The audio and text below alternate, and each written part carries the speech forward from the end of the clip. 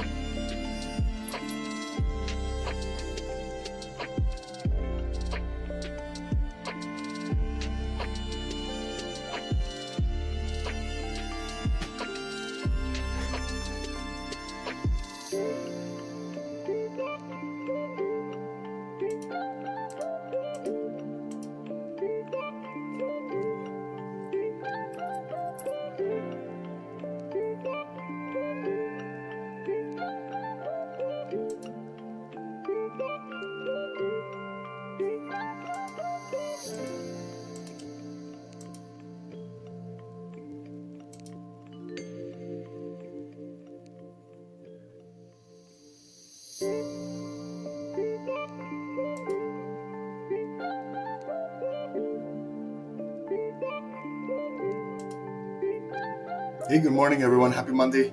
Thanks for joining, guys. We're going to get started in just a couple minutes. It's first trading day of the new month, so please be careful, guys. Trade with proper risk management this month, and let's have some fun.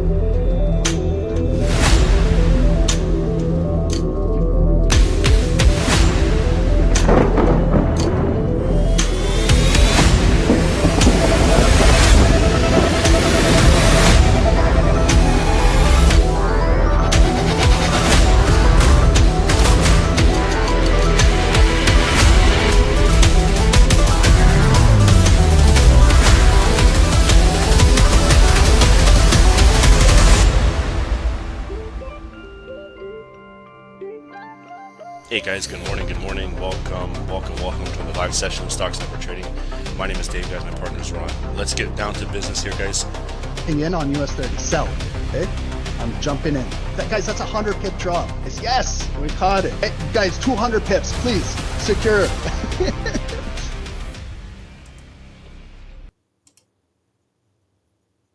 Recording in progress.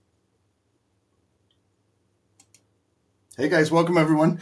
Thanks for joining Stocks Never Trading. My name is Ron, my partner is Dave. It is 7 a.m. Eastern. It is Monday morning and it's new month, February 2nd, and it is my birthday. So we're going to catch some birthday pips together, guys. We're going to look for some and see if we can get some pips today and this week. And it's also a very busy day a busy week at SST. Starting tomorrow is going to be the History of Gold 4-day boot camp. So we're going to do that. I'll go over the schedule.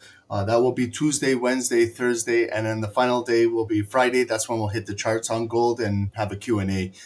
So today's the final day. If you still want to enroll in it, you have up until end of today to get in, because then we're going to start it tomorrow. Okay. And to all the lifetime SST members, you guys have access. We'll drop the link, the Zoom link, in the Discord channel.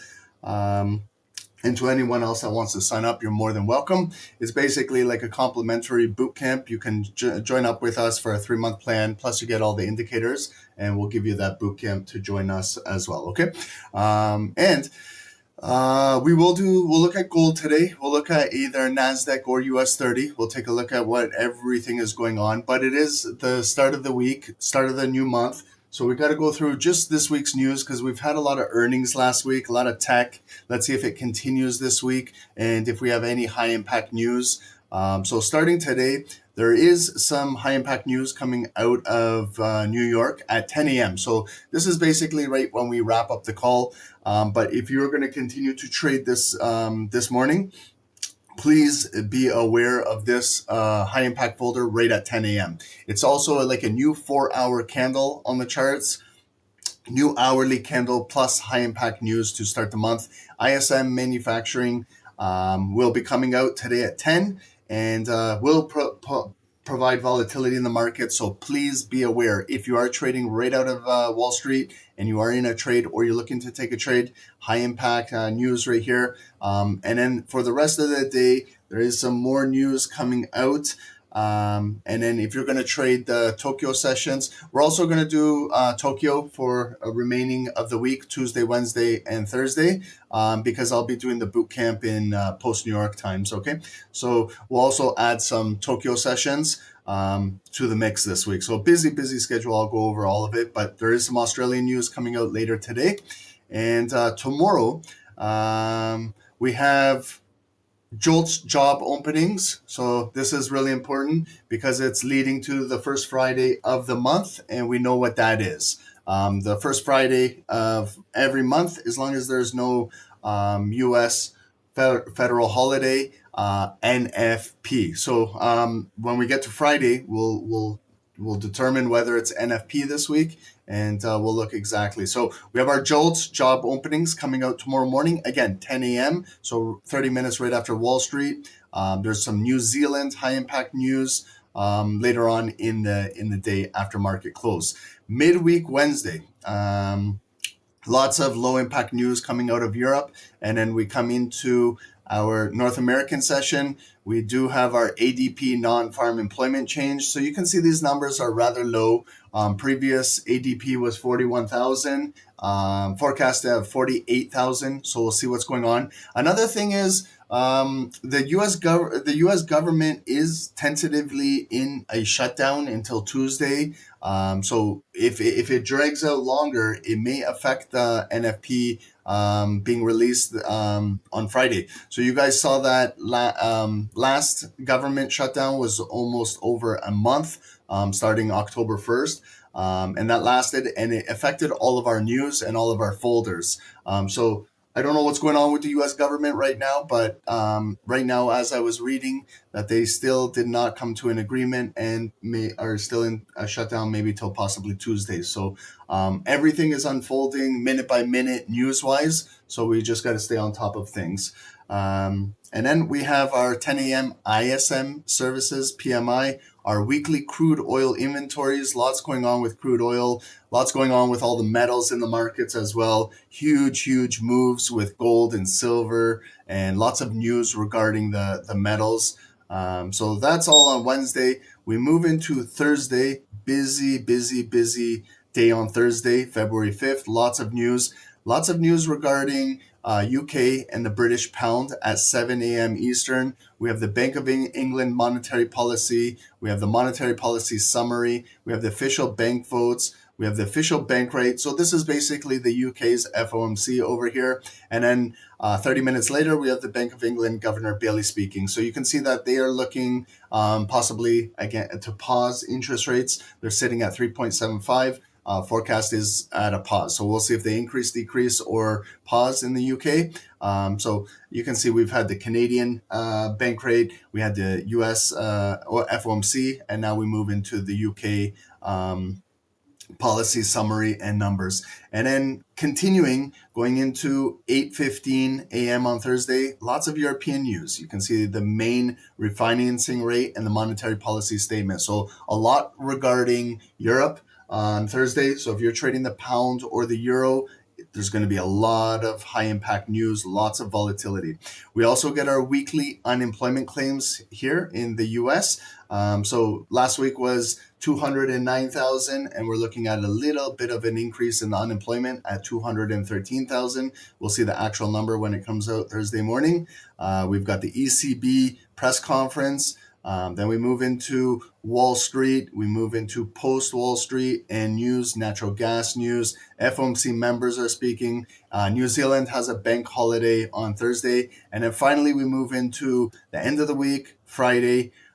First Friday of the month is traditionally an NFP, and we do have it scheduled this week. You can see right here the U.S. average hourly earnings. The non-farm employment change, again, these numbers are rather low. The last NFP was 50,000 was the actual number that came out, and they're looking at an increase at 67,000 right over here. And we'll see if this number is above 67,000, below. We'll see what happens. And also the unemployment rate in the U.S. is sitting at 4.4% right now, and they're forecasting no change in the unemployment. So this is a big week, guys.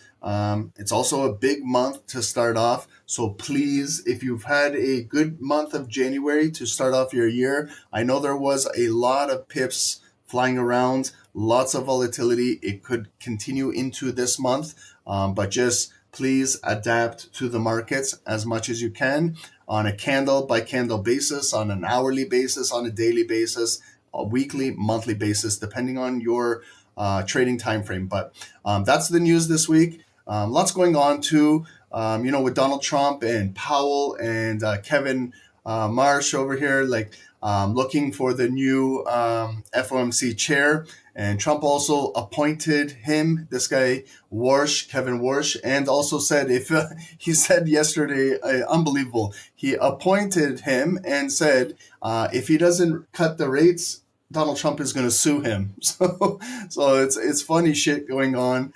And we also have earnings this week. Last week was a lot of big names. If you guys remember, Tesla, Microsoft, Apple, all big tech names.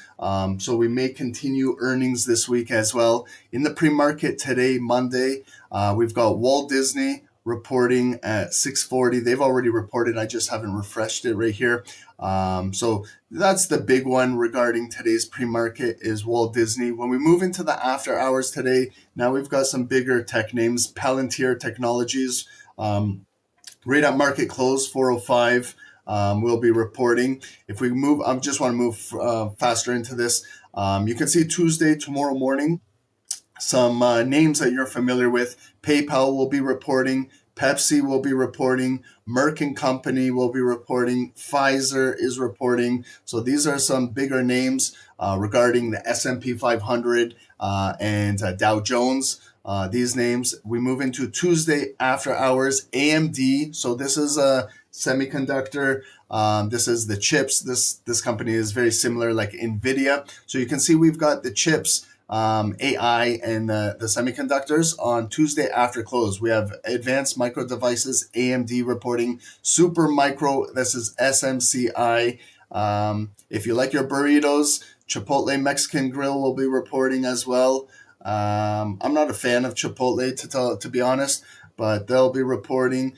And then we move into Wednesday before the open. Uber Technologies, Eli Lilly, Novo Nordisk will be reporting. And what else we got going on? So I like to look for these big names like this. So Wednesday after the close, we've got Google. Google will be reporting. This is your Magnificent Seven company. This is your big one regarding Nasdaq and S&P. Google is one of the largest companies in the world. So we got Google, ARM Holdings, Qualcomm Incorporated, Snapchat will be reporting. So you can see it's a really busy week with earnings. Thursday before the open, we have ConocoPhillips, Energizer, Barrick Mining, Shell, so oil and energy, gas. Big name right over here. Thursday after the hours, Amazon will be reporting. Amazon's been in the news for a lot of layoffs. So they'll probably be talking about that in their conference. Shareholders might have questions about what's going on with all of the layoffs at Amazon. That's going to affect bottom line. So Amazon is in the news. We'll see what they're reporting. You can see earnings per share are set at $1.98, and reported revenue quarter over quarter is at $211 billion. We'll see if they exceed that. Maybe if they miss it, and listen to Bezos and forward guidance and everything with Amazon. We have Reddit, Roblox, MicroStrategy. You guys know that Bitcoin, cryptos are taking a little bit of a hit right now, but it's a pullback. We've seen that in the markets. There's got to be pullbacks. Things don't just go up forever. So the crypto sector is taking a little bit of a hit. So we'll see if it recovers in the near future. And MicroStrategy is one of these companies that buys a lot of Bitcoin holdings. Right now, the CEO, Michael Saylor, like their average Bitcoin holding is like 78,000. So he better have a plan if he starts going underwater here.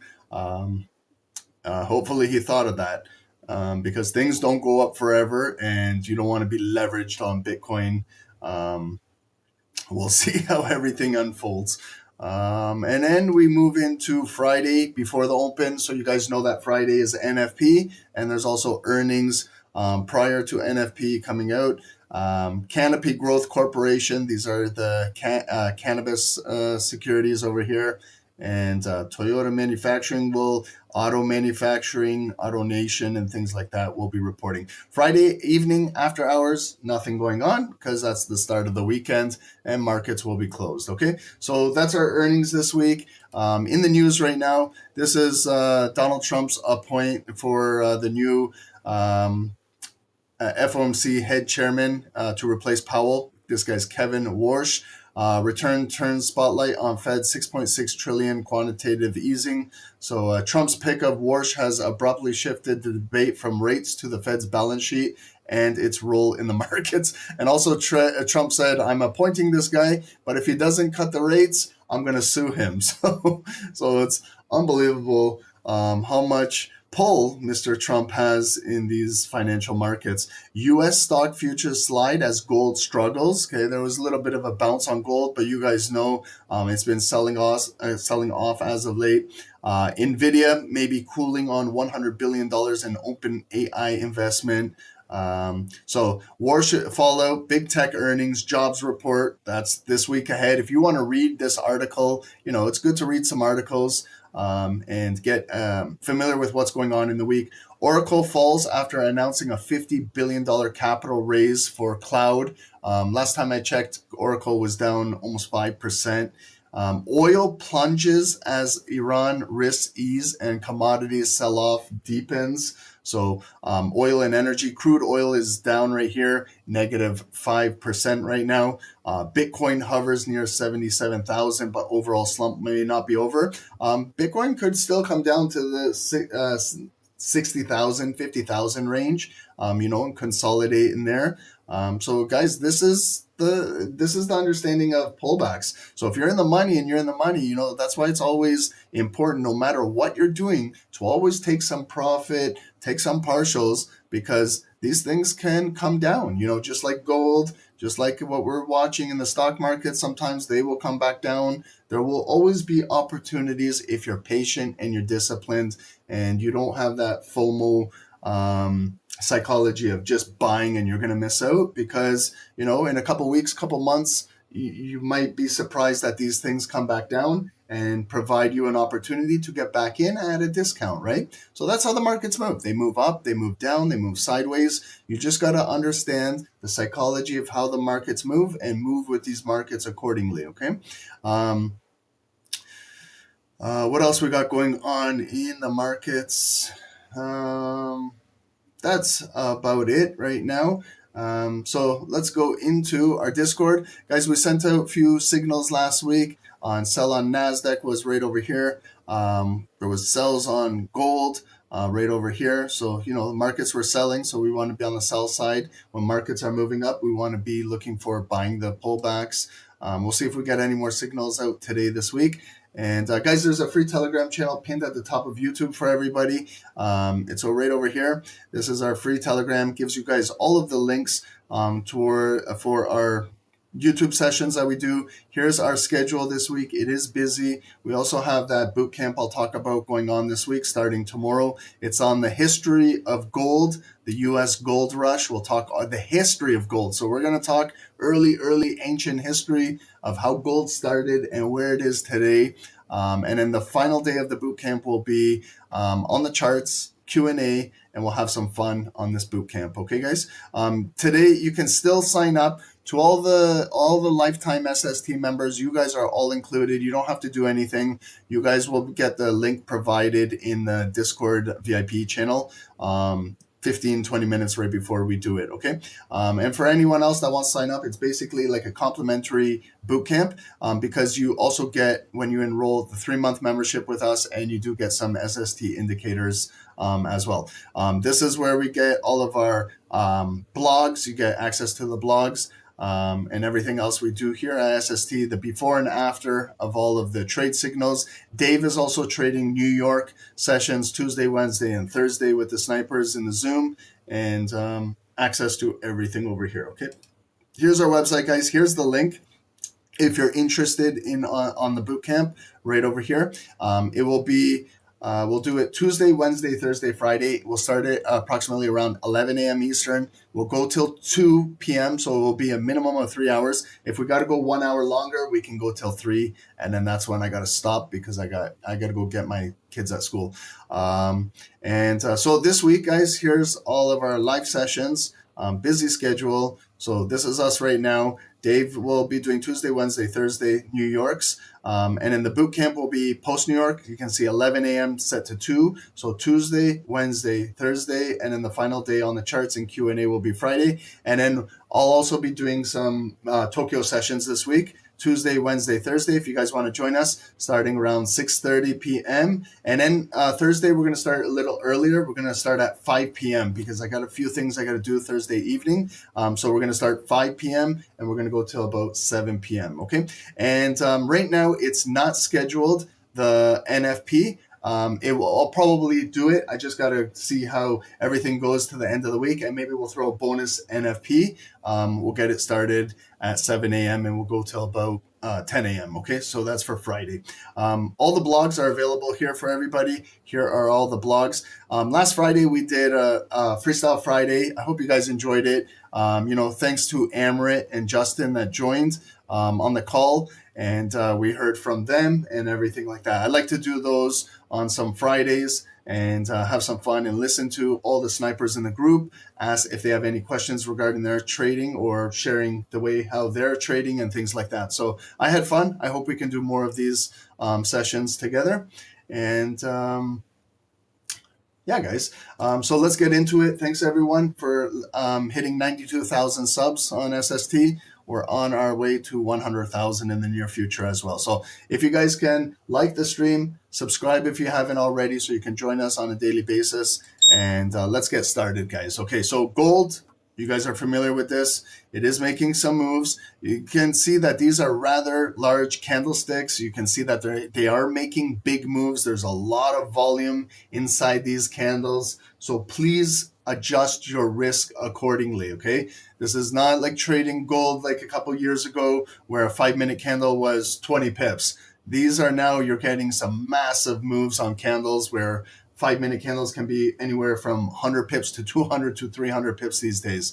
These things are big. Even the 1-minute candles are full of volume. So if you take a trade and it goes against you, you have to be able to manage that, okay? So please, guys, utilize proper risk management with any security you're trading, okay? And also utilize the rules of cutting candles and things like that. When you see an abnormally large candle move above, first thing you should be doing is kind of cutting it in half, maybe figuring out a point of control. Again, if you miss out on the move, right, that's that FOMO we were talking about. Eventually, look at here, it retraced right back down, and look at what it retested. Retested the point of control of that candle, 50%, got a couple wicks, and the patient buyers kind of bought right in there, and then look at the move right after that. So you can get minimal to zero drawdown and you're right in the money. But you got to learn how to kind of hold off to pull back in there, okay? That's the hardest part of trading, is learning the patience. But I'll break this all down, okay, guys? We do have our Financial Juice news over here. If we get any news coming out, breaking news will be over here. Also, what I can do is I can put it on our SST commodities channel with all the snipers over here. So everybody in here, Chris, Sniper Kitty over here, Trev, welcome, Forex Borex, Vinny, everybody in here. So Newt, good morning, thanks for joining. So a lot of snipers doing their thing in here. You can see right here, Hard Hammer, love trading those 0.01s, keeps my heart healthy, and you learn a lot. Absolutely. Like, look at these the little moves can add up with the volume right now in these days. Plus, if you go and draw down, you don't need to panic and things like that. So just use proper risk management. And let's get started, guys.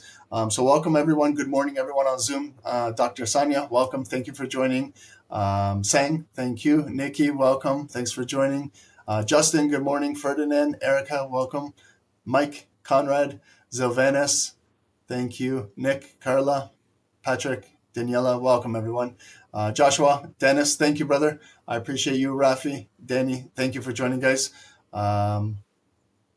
And thank you to everyone wishing me a happy birthday. I do appreciate it. Thank you guys. It's Groundhog's Day. February 2nd is my birthday. I am 44 years old today, but I feel like I'm 20, and I think I can keep going for another 44 years here. So let's have some fun, guys. And thanks for all the birthday wishes. I do appreciate it. And everyone on YouTube, thank you guys. CS369, thank you for joining. Justin, welcome. Sanity, thank you. Toe, welcome. Thank you guys. I appreciate everything. Thank you guys. So let's get into it. What we're going to do is we're going to get into gold. I'm going to do a top-down analysis. Some of you guys might be already trading in this uptrend. You can see it was pushing down. Okay, so you can see it was making lower lows, lower highs, lower low, lower high, lower low, kind of bottomed out right there at 1:40 a.m. Eastern. And then we've slowly started to see it come back up with a on this move with a higher high, higher low, new higher high, higher low, and a new higher high. But we're still going against the trend. Like, right, if you're still buying, you know, there's still a lower high here, lower high here, lower high here, lower high here, and a lower high. So it could, you know, come back down a little bit, but we'll see if it finds some support at some level. So this is just how it looks on the 5 minutes. What I need to do is go on a higher time frame so we can get some daily points of interest, some zones and things like that. So what I do is start on the daily. Okay, remember this big push up? We were moving all the way up to there. That's when it hit the all-time high, just shy of 6,000. And see all of those multiple days, like staircases going up, that parabolic move.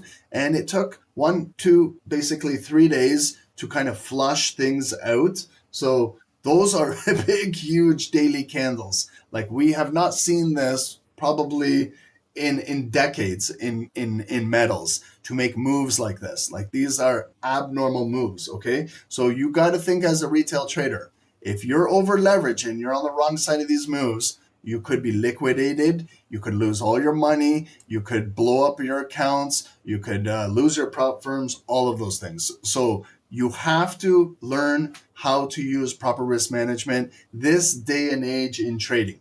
If you don't, I wish you the best of luck. It's not easy to trade these markets without using proper risk management. Ask any trader, ask anybody that trades and say, can you over leverage and be successful in the markets for day in and day out for multiple weeks, months, and years? The answer is probably going to be no, can't sustain that. So what can sustain trading is trading with the proper risk management. Okay, so first thing is, let's just identify some critical zones. Number one, when we were moving up with this uptrend, if you guys remember, that was October, and mid-October we kind of peaked right there where it did hit an all-time high. Now, you know, let's see if we stretch this zone into the future. Okay, you see right there we were closing above with volume. It was a green zone then. Have we came into this? Look, just missed it today. Like, look at it right in there.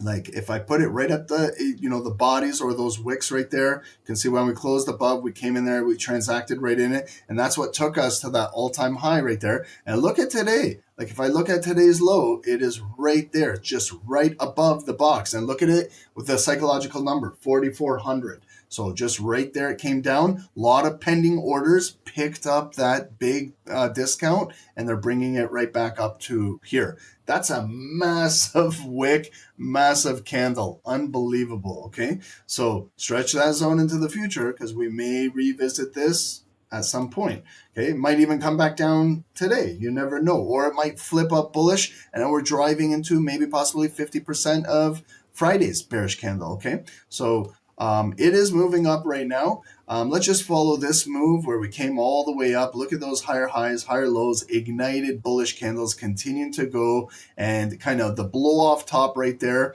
on right at the end of the month, January 29. See, you can see even monthly candles, the way they move. At the end of the month, you see how they can rotate down and things like that. So that's our all-time high. I'm just going to make it orange again here. Just putting on Donald Trump's makeup on his face here. You know, you got to put some lipstick on a pig once in a while. So here it is. This is Donald Trump's orange makeup that he puts on. All-time high, just shy of 6,000. So you can see it's $2, $3 short of 6,000. That's that psychological number. What happened when we got up here? What was the date? Last Thursday, January 29, and came down to right there. That's a close and an opening price. That's a point of interest in my opinion. So like I like to always put a daily point of interest. I use a yellow line for a daily point of interest. And then you can see it continued to come down. It was a very bearish day. You know, that's a point of interest. You can see it traded into about 50% of this bullish candle right into the point of control. Sorry, 5,600. My bad. You're right. I'm jumping the gun here. I'm saying 6,000. Maybe because that's where gold could go in the near future. 5,600. My apologies. I'm getting excited with the numbers here. You're right. And then we came right back down again, right into about that point of control of that big body candle. You can see how that previous wick was the resistance. Then it turned to support. That number was like 5,100. Buyers were waiting, pending in there. And look at what they did. They brought it all the way back up on Thursday and we closed right there. So it closed as a bearish spin top candle, lots of indecision. There was a lot of buyers when the day opened, a lot of selling pressure coming back down. Then buyers picked it right back up and we basically closed where we opened. And then the next day with that momentum on the Friday, it continued. We opened bullish and we pushed up, but you can see we just kind of were trading at this point of interest. And then did we come all the way up? Did this candle on Friday do its job to continue to fill that wick and create a new all-time high at 5,600? Answer is it came up and got rejected right there around 5,450, that psychological area right there. And they pushed it right back down. So sellers had a big job to do. They had to continue to fill that wick and push it down. And that's what they did. You can see the black volume pushing down, pushing down, pushing down. Once it got right there, they created a new lower low, came all the way down where we hit another point of interest, the low right here. See how it's kind of just breaking nice psychological numbers, like right there, it broke 4,700 and came down to 46.90, and then buyers brought it right back up. And you can see it's kind of a resistance point right here, held back up and closed. So you see right there, now this point of interest is basically representing somewhere in that point of control of that bearish candle. So that's a significant bearish candle. I want to figure out the bearish point of control of Friday right now. Why? Because it's Friday. It's basically the end of the month and the sellers did engulf lots of blue bars behind. So this is one candle. I definitely want to figure out the bearish point of control. And the way how I do it is I grab my Fibonacci tool from the opening price to the closing price. Now I know where the 0.5 is. Look, the 0.5 is exactly basically right where I have my yellow line. So you can see how important when you learn a resistance and a support and how it plays out in a point of control in the future. Okay, so there it is at 0.5. Now I want to find the bearish point of control. So it's the one ratio above and the one ratio below the 0.5 on the Fibonacci. It's right there. So that's my entire bearish point of control. I make it red to illustrate that, and I stretch it into the future so that if gold ever comes back bullish into here, that's where maybe it could possibly get rejected. So example, today, if today's daily candle flips right there and turns blue, maybe it might have some blue volume to continue to drive up. But once we get into that bearish point of control, there's a probability that it could come in there and get rejected back down. Okay, and then as it gets rejected back down, we watch and see if it builds its way back up. When it comes in here, it could be double top, right? And then get rejected. Then we got the end, double top in the point of control, and then selling off. But however, the second move, when it comes through here, it could pierce through there. It could cause an impulse. It could also close above there. So if it closes above that same zone, I flip it green, and then it could show it's inverted, could show some support, and maybe the buyers are pending inside here, maybe come back in there and then pick up those buyers to come back to this point of interest, and who knows, maybe back up to the all-time high and we break out for a new all-time high. Okay, but right now we have to acknowledge that there is that selling block in the market and we're trading below here, so we have to acknowledge that. Okay, when it comes up here, we'll determine what happens when it gets up here. You can also place a signal or an alert. We were talking about this on the Friday's call with Justin and Amrit, I just place sometimes an alert right at the 0.5, like right there, right click, add an alert. So I have the alert created. Justin was saying sometimes he places the alert right at the bottom of the point of control. So as the volume is coming in right there, he is alerted. For me, if I have it in the middle, it's got to pierce through there and give me the alert in there. So you can either place an alert right at the bottom, at the mid, or even at the highest point. Okay, that's up to you. Or have two alerts where you want to place them. Okay, and so we gotta. And then what I do is also I stretch that into the future, just so trading this week, maybe it comes in here later this week, maybe it doesn't, maybe we keep pushing down, who knows. But that's the way how I set up my charts to get started. Now let's follow the volume from Friday and how we opened.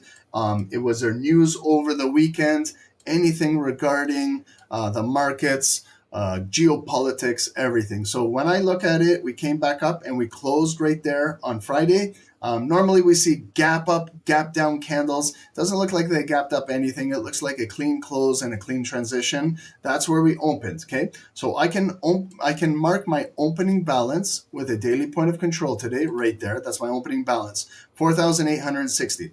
When we initially opened right at Sunday night, it was initially bullish. Okay, so that's a trap. Maybe they said it was a nice move, like from 860 all the way up to the wick is 84, so that's a $25 move in gold. That's 250 pips right there. But you got to understand that you are trading bullish into a very bearish candle. Okay, so when it came up, it's already made so far the daily high. I illustrate it with a purple line. That's my daily high. I can still see it is a lower high. I can see it did not transact into the point of control. So sellers came in right away and offered at the opening balance. They pushed it down, and then look at how they flipped the candle bearish. So it was bearish, bearish, bearish. The candle did its job to fill the previous day's wick and continue. This was a big black candle coming all the way down here. It was engulfing everything to the left here, and it came all the way down, and that's my lowest point of the day right there.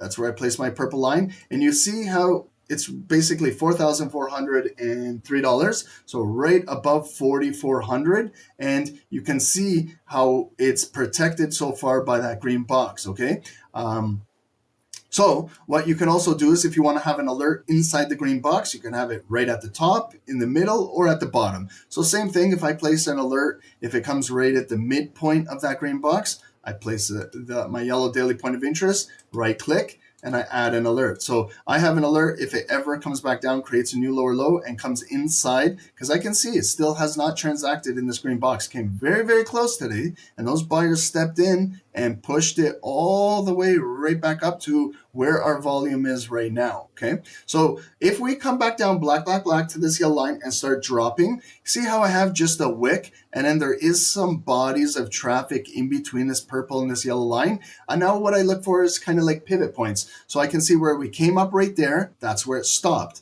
There's a pivot. So I can either place another yellow line right at the bodies, body, or I can go up to those equal high wicks. That's your own personal preference. That's your choice. You can look at the psychological numbers. If I place it at those equal high wicks, the wick and the wick, the number is 4,549 and 20 cents. So I'm about 80 cents off of a nice psychological number of 4,550. If I place it at those bodies, you can see I'm more at the bodies where it actually opened, where it closed and opened, and then the number changes to 4,534, okay?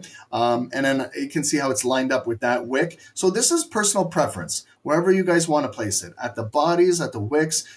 Sometimes I like to keep it where it's equal distance. So if I see the yellow and the purple line here, it looks like they are equal distance. I can also get my Fibonacci tool from there to kind of measure it. I could do it as well with a ruler. What I could do with the ruler is get my ruler and I can measure the entire distance. So from the yellow to the yellow line right there, it's about right there, 150 exactly, okay? And if I take it from the yellow to the purple, you can see it's basically 150 exactly. So I have the equal distance. I have them marked at those equal high wicks. So I think that's a good area to just get started. And what I can do is I can add another alert right there if it gets down there, because when it gets down there, if it keeps coming down black, black, black, and then right there, it could stop with buyers and pick it right back up so it doesn't come back down to the lowest point of the day. And, you know, we're trading in between here, okay? So I'm just setting up my charts now with some daily points of interest if it does come down there, okay? And then also, we could basically maybe come back up and flip today's daily candle and start pushing up bullish, okay? So I can see already a top on the daily. So, you know, when we're recognizing patterns, there's a big move coming up right there. And that was a big move coming right back down. But you see, it's coming right back up. So we got to kind of figure out where this daily bar closes today to figure out some consolidation. Maybe let's say it closes like right here. Then tomorrow, will it come back up and test this point of control? Will it break out for a double top or new all-time high? Or is it going to close back below here? Then it comes up, gets rejected there. Then we're coming back down here and possibly breaking this. And if gold trades below here and closes below here, that zone is going to turn red. And you can see gold could still have further room to potentially sell off. Okay. Or it could just trade sideways for a little bit, consolidate to see if we're going to come back up here or come back down there. Okay. So on the daily, what I like to do is now dissect, go from daily. I can go into the 4 hour. I can go into the hourly. It all depends. Your personal preference. I'll go straight into the hour, and you can see now when was that hourly candle that kind of shorted the market. Like right there, we were coming up to the all-time highs, and then right there. So it was Thursday, 10 a.m., the big drop. It retraced back up a little bit higher than the point of control, came a little higher. So that's why sometimes you got to go a little higher time frames to see what's going on up there. That's why 4 hour or daily is more of relevance than just looking at an hourly, okay, unless you're an intraday trader or scalper. And then you can see when it came up there lower high, then they pushed it right back down, kind of traded in here. There was the hourly bar that closed below, came back in right there. That's where the buyers should have been able to push it up and close above. They trapped those buyers. Continue closing it below, come up bullish, rejected back down, still making those lower lows, lower highs, still continuing to push down. There's where it kind of bottomed out there, Friday at 1, and then coming right back up at 2 p.m. There's the market close Friday, right there, like power hour, the market close. And then you can see when we opened up Sunday night, very bearish, came back in at 7 p.m. right up there again, but no volume closing above, rejected if you wait for the entire hourly candle to close. And then here's the futures market, continued lower lows, came back up. We pushed all the way down. Now I can see where it bottomed out.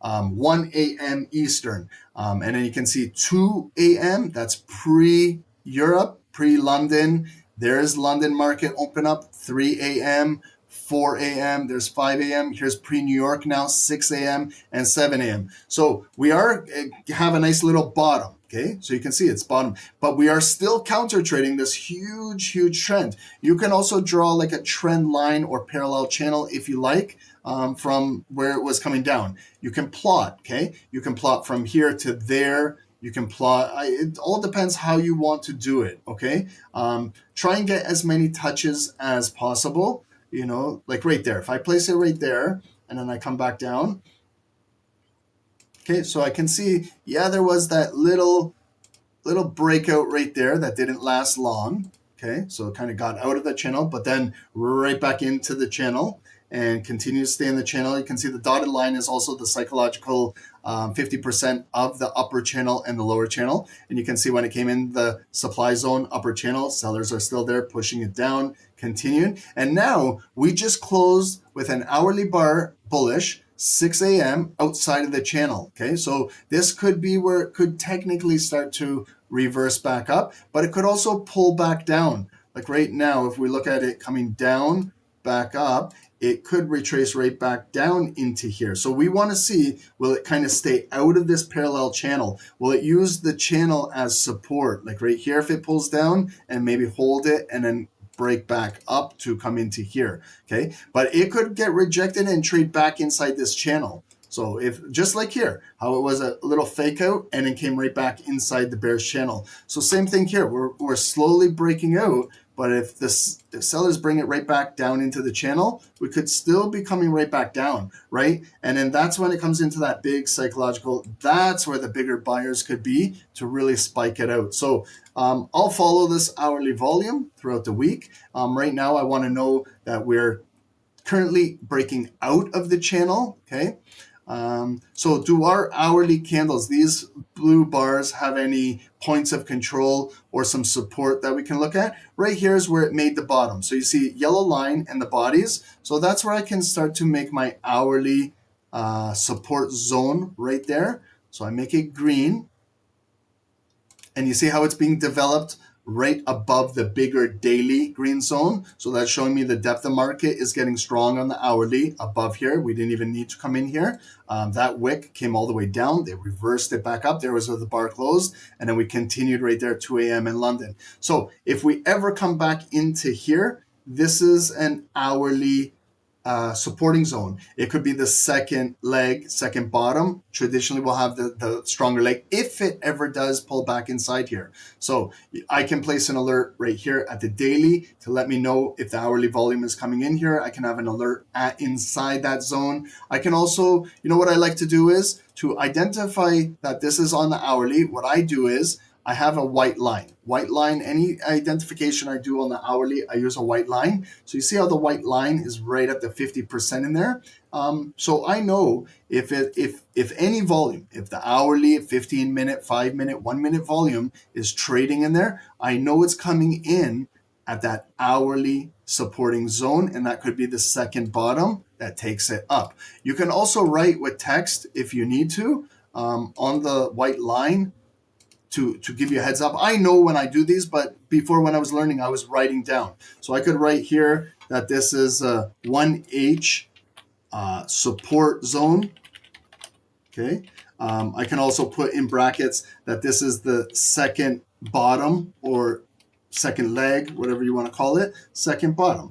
So if it does ever come in here, then I know what this represents, okay? So I know that this is the 1H support zone, and that's the second bottom, if it ever comes in there, and I got an alert. If it keeps moving away from here, then I wait patiently. If it comes in tomorrow, next week, next month.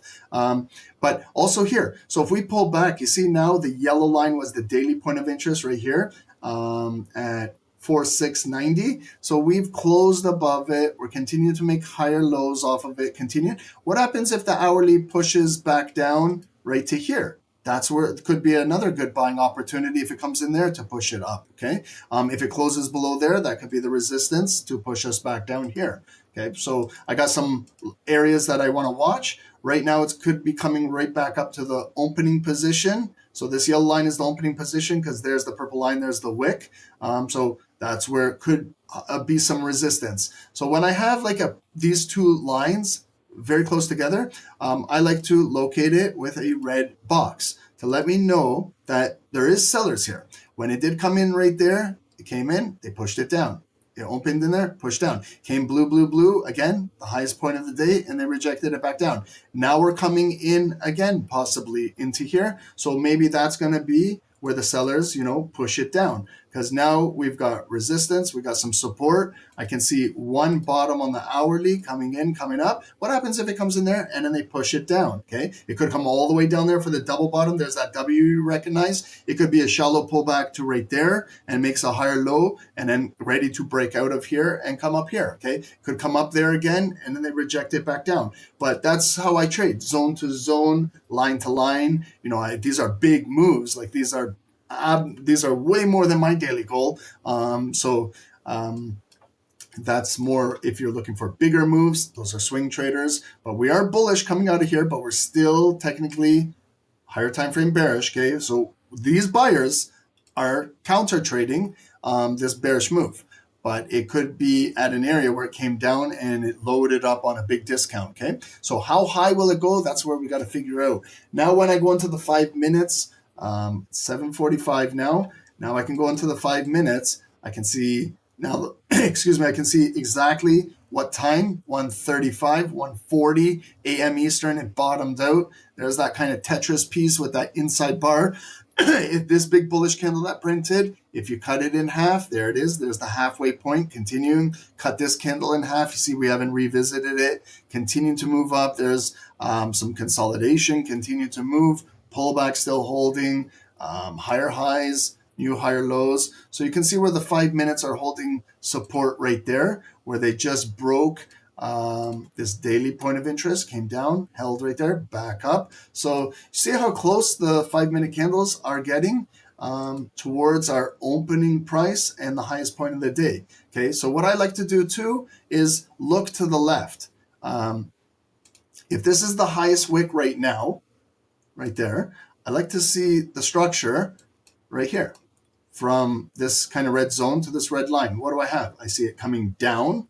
It already came up, got rejected, and then they pushed it down, closed below, and pushed it down. So an area of interest is right here on the 5 minutes. There's a body, a body, a body, and a wick. And the number is 4,845. And you see how it's being protected right at the opening balance. So if the buyers continue, see how close it is? They almost got up there, but they're getting pushed down right now. Okay, so this could be one of those shooting star candles coming down with 90 seconds to go, and it might have further room to push down. So I'm a 5 minute trader. So what I like to do is I like to look at 5 minute structure. So right there, kind of, I know there's a wick, a wick, a wick, but I still see a body, ignited body, come down, retest this. I don't see any black volume closing below that red line. I see a couple impulse moves. I see some wicks down there, but I don't see a black candle closing below there. Okay, so that's the support,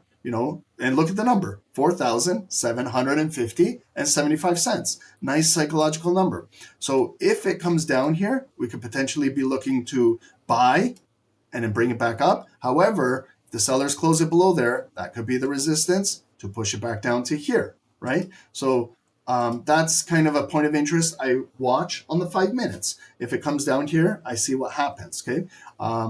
Currently, we are in an uptrend.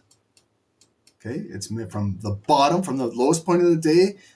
If you see kind of, it came up right up to there, the pullback continues. So we're continuing to move up, right? It could come all the way, you know, there and then pull back down.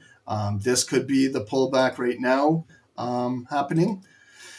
So also what I like to do is add a higher time frame candle beside me, either the daily or the hourly. So it's our SST daily bar indicator right here I like to add. This is on the hourly, okay? If I want to change it to represent today's daily candle, I can go to the settings over here. And then I can click on right up here, 1 hour. I can change it into the daily candle. And then it shows me my opening price was right here. Sorry, opening price was right there, the yellow line. When we opened, it was initially bullish. That's what created the wick. Then it was very, very bearish. That's all of this. And then you can see the bottom was exactly right there. So this leg, this entire leg coming up is pushing up this entire black candle, but we still have this much black volume left. And these were all the opening sellers right when the day opened, okay? So it's retracing back up to them. Now, are they holding it back down to continue to push it down? Or are the buyers aggressively going to come up and flip this daily candle, okay? So that's what we got to watch for. If we add some EMAs, I know some of you guys use an EMA 9. This is this green line right here. So the volume has been above the EMA 9. And the EMA 200 is right here as well. So it's right below this red 5 minute supporting line is the 200 EMA. So we got to continue to watch what's happening. It just came down, caught a wick, coming right back up. It's going to close in 3.5 minutes. And we can continue to watch this, okay? So thanks, everyone. If you guys can leave us a like, subscribe to the channel. We do appreciate it. We almost have 200 viewers. And then I will do Nasdaq or US 30. We'll pick one after COMEX market open and as we go into 9 a.m. for Wall Street. But we got to get ready. because in 10 minutes it will be 8 a.m. and at 8:20 will be COMEX. So COMEX has been closed, Commodities Exchange, for the weekend, and it will be opening up at 8:20. That has volatility as well. That has lots of volume entering the market for metals. We'll watch that. And then do we have any high impact news at 8:30? Normally at this time we have some North American news, but today at 8:30 we don't have anything regarding high impact news. Okay, so we just got to be ready for 8 a.m. open, a new hourly candle, and 8:20 for COMEX. Okay, and some of you guys might be in buy positions. Some of you guys might be in sell positions. Some of you guys might be on the sidelines waiting. Just whatever is the case, please use proper risk management. Because just measure, just this last spin top candle, just the range of this candle, from the highest point to the lowest point. This is a 200 pip candle.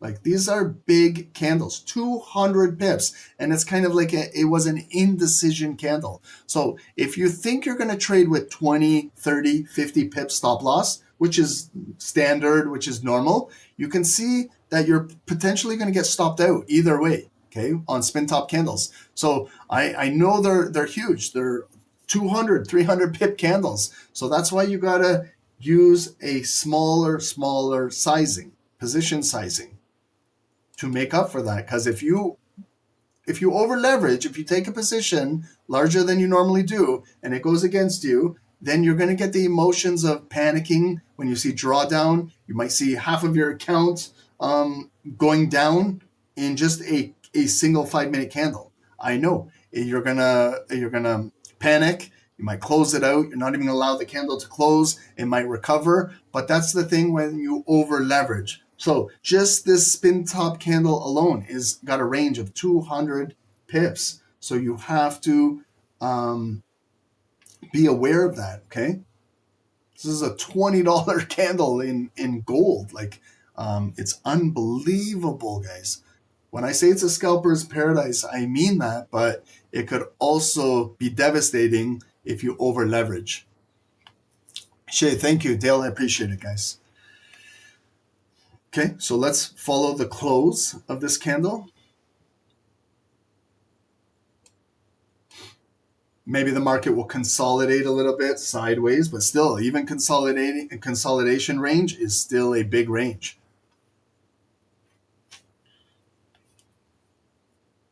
So like when I say, when I take a trade and if my stop loss is just above the previous candle's wick, that's a pretty tight stop loss. Like, you're just above the next 5-minute candle, okay? Some traders have their stop losses much larger, but those are big stop losses, okay? So that's why it's also important to polish up entries, to try and learn how to read candlesticks. So if you do enter, maybe it moves right into profit right away, and then you don't have to realize any drawdown. Maybe you go up 50, 100 pips, and then you can take your stop loss and go to a break even right away. And that's a way how to minimize risk while in profit. But that's also has a lot to do with where you enter on the candles, okay? So it's best to patiently wait, like this level, maybe a little 5-minute supporting level right here. See how I drew a zone now? So it's not just a red line. It looks like a zone. So what I did was, where the red line is, I came up to those bodies, okay?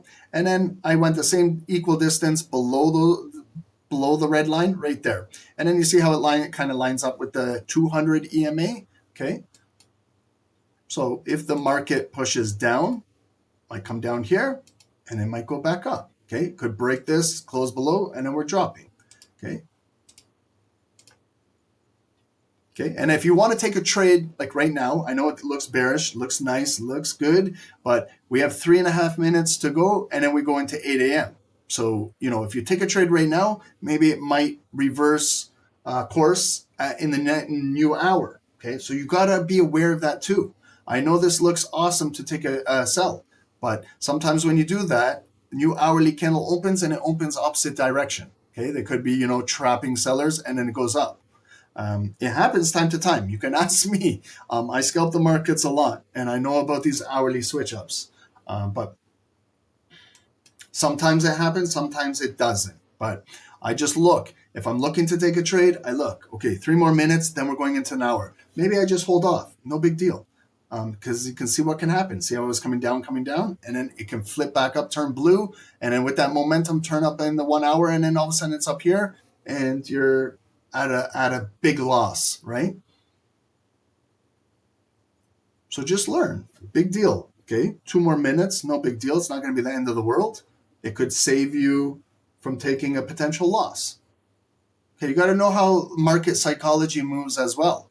Think about it. Like market makers could be bringing it down there to trap sellers and then reverse it in the new hour, and it comes in with new hourly buyers, new hourly momentum. All of a sudden then is a big blue candle looking to break out this wick and start that new higher high, and you're stuck as a seller down there, right? Right there. Okay, if you sold down, you see how it flips the candle blue. Now we got 2 more minutes to go into the close. And remember what I said, these are not small drawdowns. Okay, what I always do when I'm not in a trade is I'm measuring. Okay, from that wick to the opening balance, that's about 120 pips of drawdown. So if a seller sold the lowest point there, they're in 120, 130, 140, 150 pips of drawdown right now. Going into the new hour. Okay, see what I mean? Now the candle turns to a bullish pin bar hammer, and then it could continue its uptrend course going into the new hour.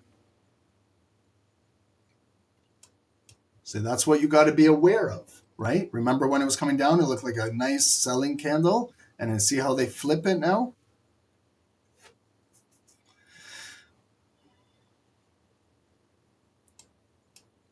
And all of that, we're still in this consolidated range, but you see how much volume there is in these candles. Like we're still in this consolidated range.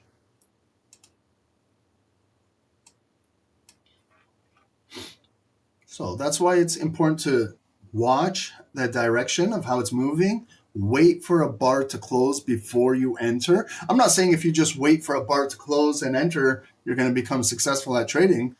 Still, the markets move opposite direction when bars close, but at least you have a higher probability of just entering on an impulse. Most mistakes are made in trading on impulse. You can reduce those mistakes by waiting for a candle to close. But still, we can make mistakes when candles close as well, but just probabilities, guys. Trading is all about mathematical probabilities.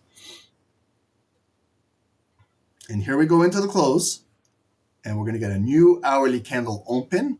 It could continue. So we got higher lows, higher lows. We have that higher high, right? So we could continue moving up bullish.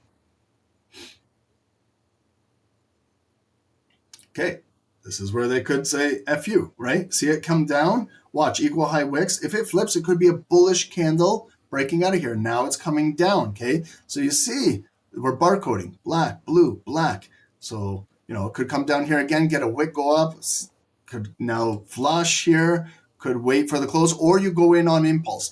If you want, you can go into the 1 minutes as well. This is the first 1 minute of the hour, okay? So they faked out those buyers that bought in, and look at it coming down now, okay? This 1 minute candle is going to close in 25 seconds. You can go off of this 1 minute candle if you like. However, if you're on the fives, you got to continue to stay on the 5. Look at this, really bleeding out, okay? So I don't like when the markets kind of trade like this. So it came right into our zone. I've got an alert now, right in there, okay? So does that mean I just buy right now? You could, or we got to wait for that candle to close. So what it did there with that wick return is it just got some pending orders, okay? And that wick is a nice little return, but you still have this big bearish volume-based candle that still has 3 minutes and 45 seconds to go. So sometimes you got to watch and see what happens here, or initiate the trade if you like.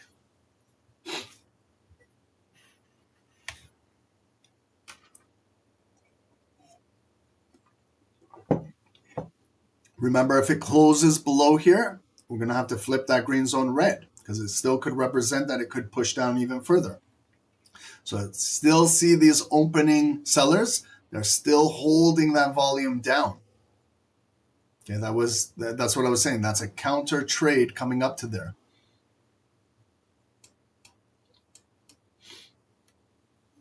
$400 pips in one candle. Yeah, you're reading that correct. Look at that thing. 600 pips. 600 pip candle. Guys, like, this is not normal. This is not normal. This is not normal. Okay, so they're massive moves. I guarantee you a lot of traders that bought right there going into 8 a.m., their accounts are gone and they're scratching their heads saying, what the hell just happened there? Because you got to understand there's crazy, crazy volume in the markets right now. This is not normal. I told you, I haven't seen volume like this in decades. That's someone's weekly goal right there by selling that 5-minute candle. And then that's someone else getting their account blown up on that 5-minute candle. That's a destructive candle right there. A lot of damage. But if you're not in, I'm not in. Okay. So what I'm doing is I'm still observing. Okay. I see it was an ignited bearish candle. Open came all the way down there. The body of volume. I'm watching it where it will close. I can cut it in half. All of these things. Okay. So, but I understand this is a huge liquidation candle. The new hourly candle, 8 a.m. Notice all of these other candles. Do they have as much volume as this one? No. Why? Because this is the 8 a.m. hourly candle. Okay. That's why sometimes if you're in a buy and you're going into the 8 a.m., this happens. Sometimes if the market is selling down, we move into a new hourly candle and then it reverses back up. I know these things because I scalp the markets, but some traders don't know these things. That's why I don't hold positions too much. That's why it's nice to take 80% out.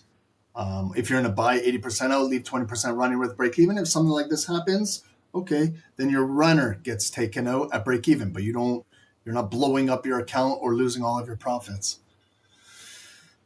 And then when you look, like these are 1-minute candles, right? So they're producing now, they're trying to come back up, but I'm basing it off of the 5 minutes. So we got 30-second close right here. So now this is when the momentum starts. Who will close out this candle? Will it close below here? Will it close above or inside? Okay, so remember the green box is still that zone. The 200 EMA is that purple line. If it closes below, I go red because it could just retap this and continue pushing down, filling that wick. If it closes above, it might, the next 5 minutes, come up bullish.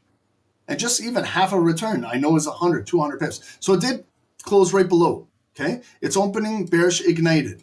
Look, bearish ignited open right below, pushing down. So remember, this body of volume, this 5 minutes, its job is to continue to break and fill that wick and drop even further down. Right now, it's created a higher low, okay? So buyers are stepping in, and will they flip the candle back up and get it above this red zone and start to kind of impulsively move back up? Even if you take like an impulse buy and it comes up to the 9 EMA, that's probably 100, 200 pips the way how things are moving, okay? But it could just come up, get a wick, and go right back down. Okay, so now it's coming back to that ignited open. Okay, so there it just flipped blue. So they flipped the candle. I'm just going to zoom in so we can all see this. Okay, so you still see it created that wick. We're still below this red zone. Now sellers are pushing it down. I'm just checking my spreads because I know spreads have been larger than normal lately. Okay, I have a 1 pip spread. That's okay with this type of volume.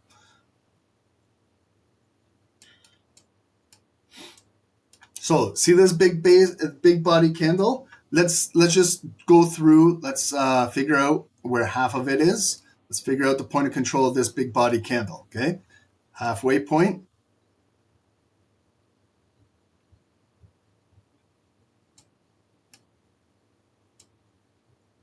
Right there. Where's the point of control of that big bearish candle? It's right there.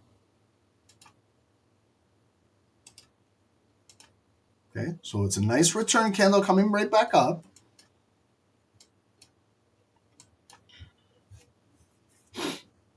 I'm going to wait for this candle to close, right? Will it close back above here? Will one more bar come through here? Or will they just reject this thing back down and it continues selling down? Okay, still holding off. Okay, so this is a good return coming back up now into that point of control of that huge bearish candle that started at 8 a.m. Let's see now our theory. Will it hold up? Will there be sellers here? Or will the buyers, convincingly close above here and then continues to move back up? We'll see, okay? So far this support is holding.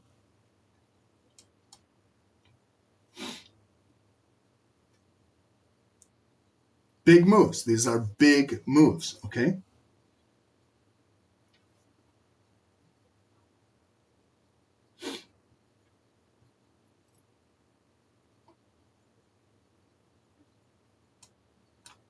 Okay, so right there, that's where we hit 50% of that big bearish candle right now, okay? So this is the entire point of control. A little bit above that kind of 618,382 level, okay? So we're transacting right inside it right now.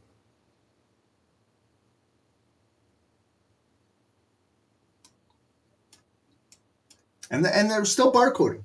I know these are big candles. Everyone gets excited. I'm excited when I see these big body candles too, because I know how much pips are inside these. Like that selling one, just the volume, okay, was 500 pips. Even the volume of this big bullish one, okay, from the open to where it is, like it's 300 pips. It's nice, but we're still kind of barcoding. Still black, blue, we're not trending anywhere yet. We're still in this range. So if this was any other day, right, still got it. I know we're in this range. Okay, I know everyone's getting excited, but these are kind of single body candles.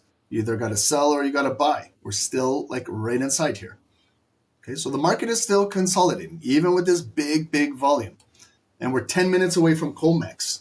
Okay, so this could be volume accumulating for COMEX market to open up. And then there could be even a bigger move coming.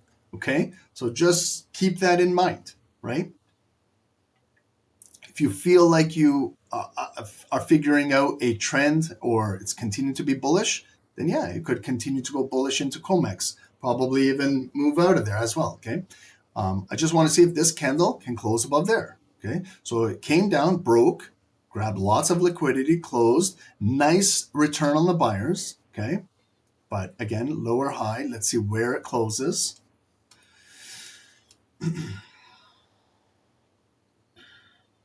Thank you guys. Thank you guys for the birthday wishes. I appreciate it. These are the birthday candles on a cake. Newt, what are we looking for? You're falling asleep? Hopefully you don't fall asleep.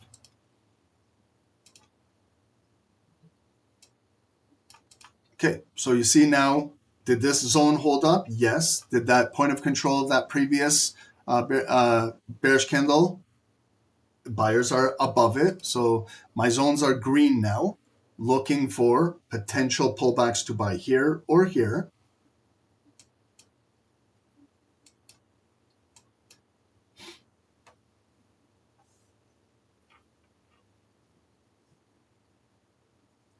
Sniper Kitty, nice trade. Wow. Excellent.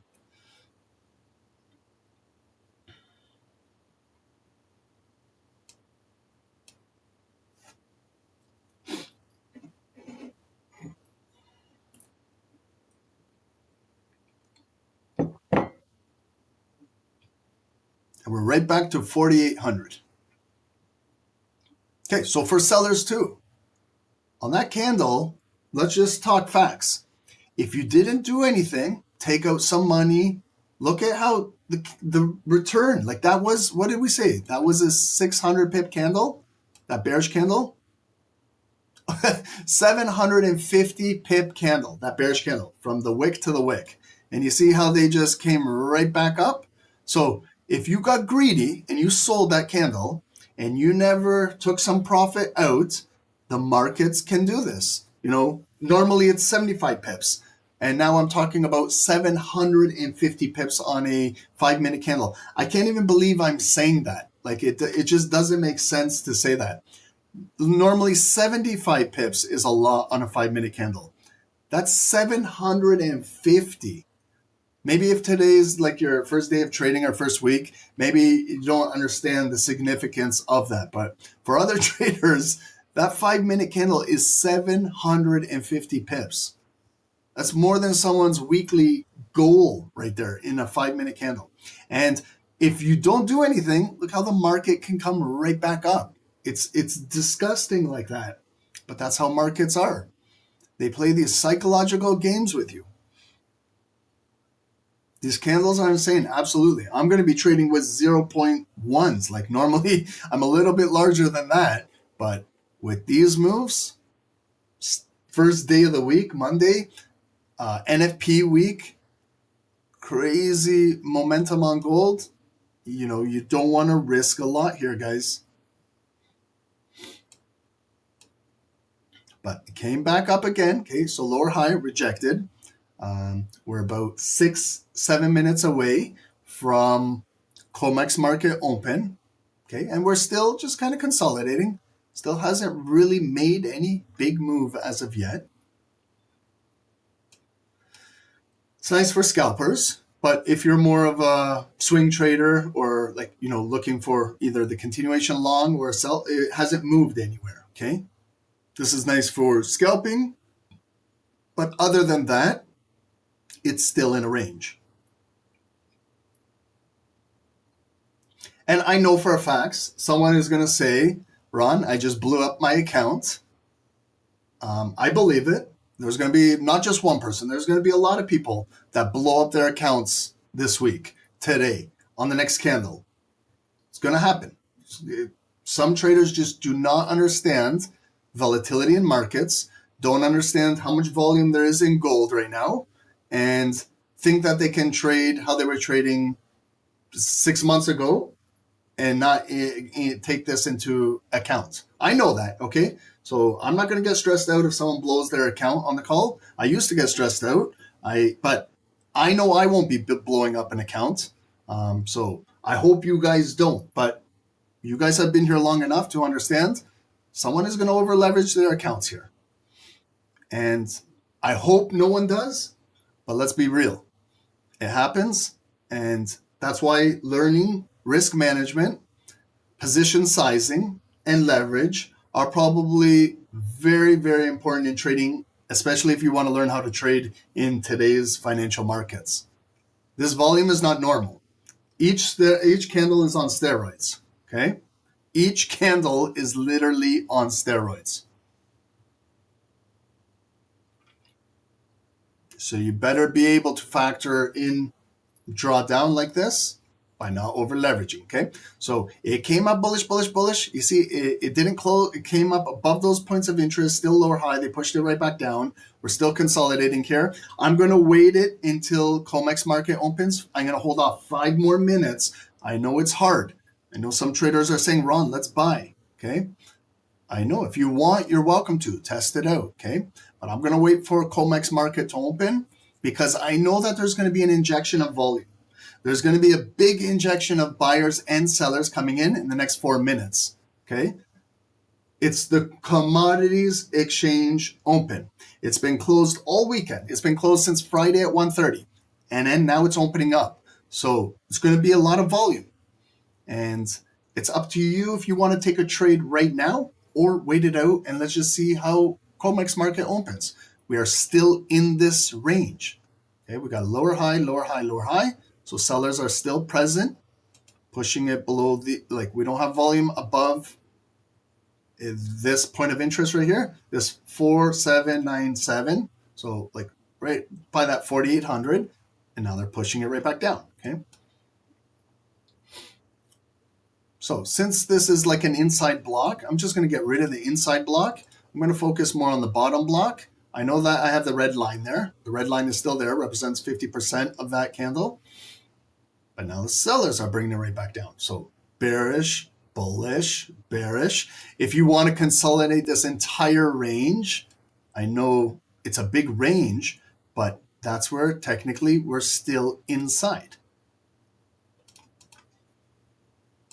Okay, we know that gold is not going to trade inside here all day. It might for 30 minutes, 1 more hour, but It could technically close above here and push back up. Okay. Sellers could push it down here and push it down there. Okay. Inside all of this, you don't need to get frustrated trading all this. This is more for like feeler trading. Yes, I know they're big, massive candles and you can hit your daily goal, but you got to be correct on each direction, on each candle. Okay, if you sold, yes, you made good money. If you bought, yes, you made good money. If you sold this move down, yes, you made good money.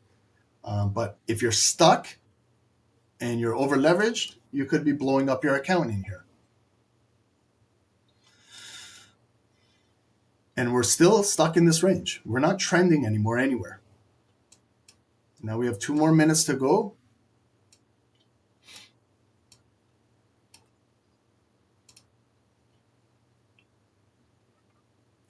Okay, so option 1, bullish. What do you guys think? Do you guys think we're going to follow path 1? This is option 1. Or option 2, bearish. There's only 2 options we have on here. Option 1 is bullish. Option 2 is bearish. What do you guys think? Here's a poll for everybody.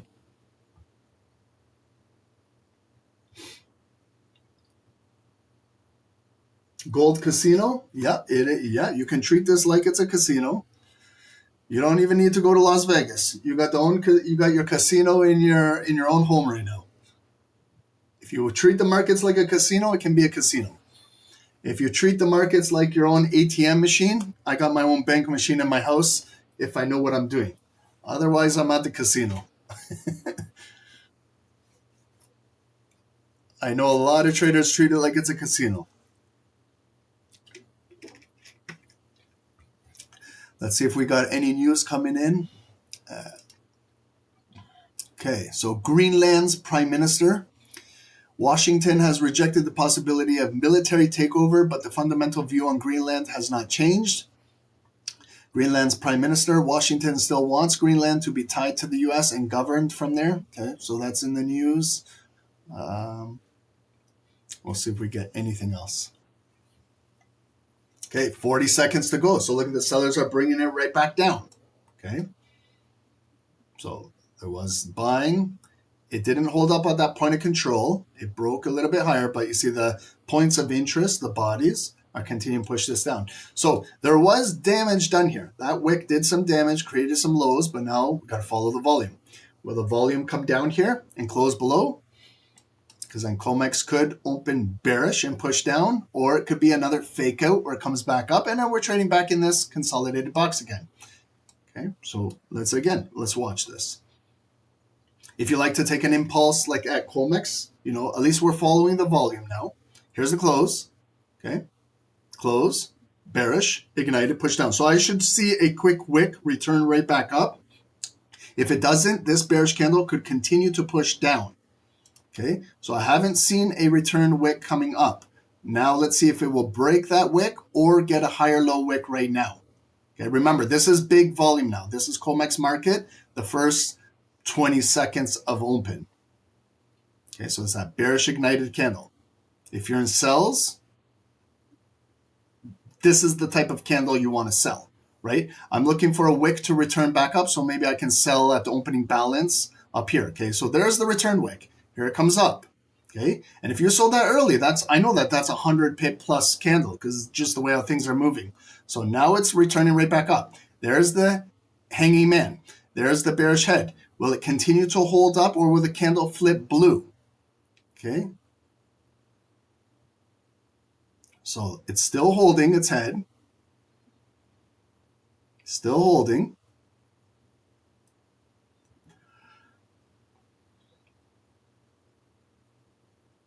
We can wait 5 minutes, but I know a lot of people don't have patience to wait for the 5 minutes.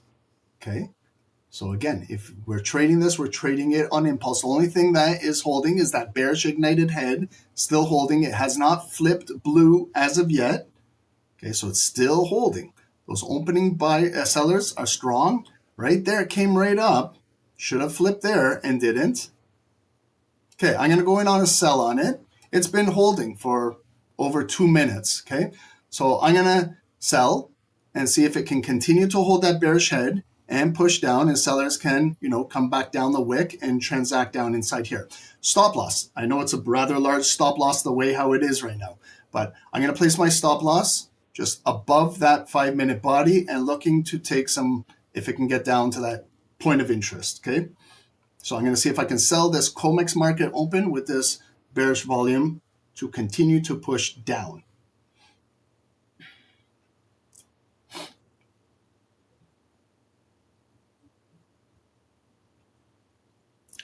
And then right after this, I got to go to the washroom. Okay, what's the cut of that candle right there?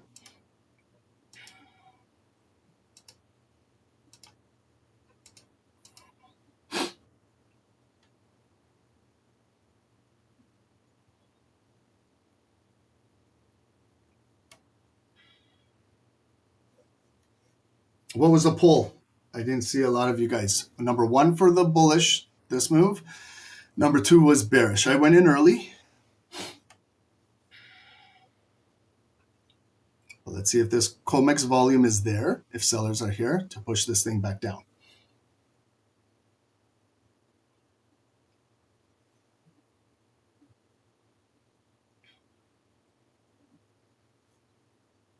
So can this daily volume continue to push down a little bit with the help of COMEX? I haven't changed the green zone to red yet because, again, there's no black candle closing below there yet. Okay, so now we have 90 more seconds to go into this candle. It's a spin top, both sides. Buyers are buying, sellers are selling. Indecision. So I got to follow the close of it.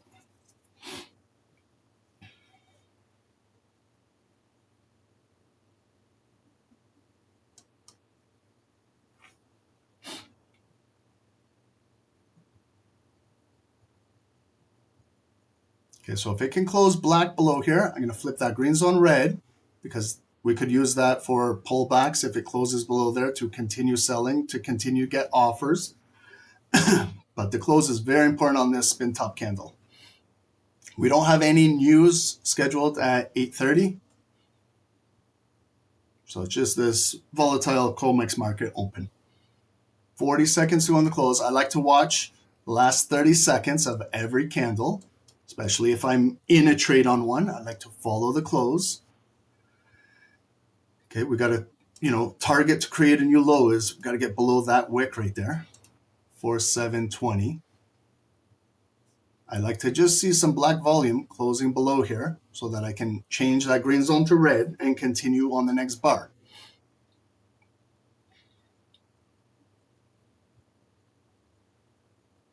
Okay, so 10 seconds to go into the close.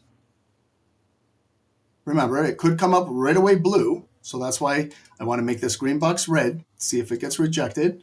Maybe we can, yeah, so there it is, blue, ignited, coming up. So a lower high wick is shallow pullback. We didn't come into that red zone, so lower high is nice, but we got to break that opening balance and continue to push down that wick to get us down to that red line, okay? But right now, those buyers are still holding this bar, this candle, still holding bullish, right? So it takes time to exhaust. This is the first 30 seconds. First 30 seconds, we're bullish. Again, the sellers are pushing it down, but have not broke that opening balance.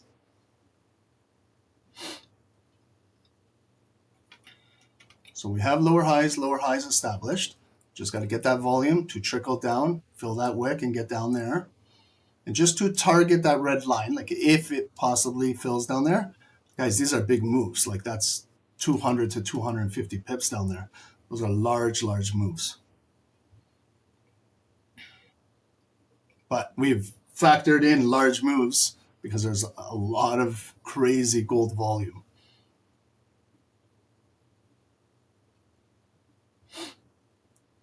Okay, so still we're below the 200 EMA, we're below the 9 EMA, we are below the red zone that we got some COMEX bearish volume closing below there. Okay, but it's not easy because there's a lot of buyers buying the dip on gold. So now it's coming right back into this zone. Let's see now if the sellers can continue to offer. Remember, it's a 5-minute candle. A lot can happen in 5 minutes. There's still 3 more minutes remaining. And then we're going into 8:30, and there's no high impact news at 8:30.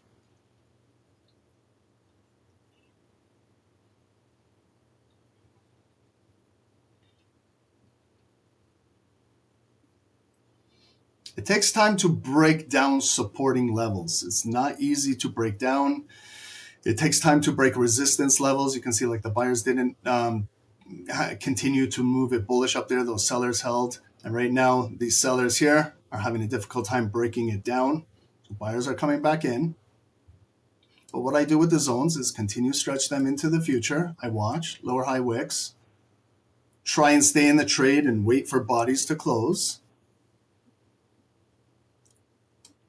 If we're looking at a daily bias, we have a still daily bearish volume, but however, there's that big return wick. Okay, so we're trying to come down with the sellers back down the wick today.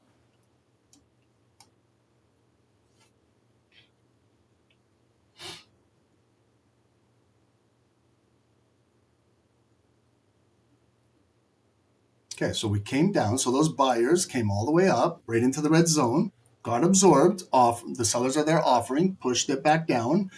We've got a bearish pin bar. I'd like to see a shooting star candle come down to break that low and maybe advance a little further and then close with some bearish volume so that maybe one more bar we can continue to break down. There's a lot of stop losses in this area from all the buyers, maybe right there at 8 a.m. Stop losses are down here, just like sellers have stop losses all up here too. So remember, one side is going to get liquidated. I'm hoping that we can move down sell side area. Okay, there's the shooting star. So this candle has a job to do to break that previous low. Let's zoom in and see if we can do it with 1 minute and 20 seconds to go. So we broke that low. Do we have enough volume now that we flip the candle to fill the previous wick and come down to the red line? Or is it going to build a higher low support and come right back up? Okay.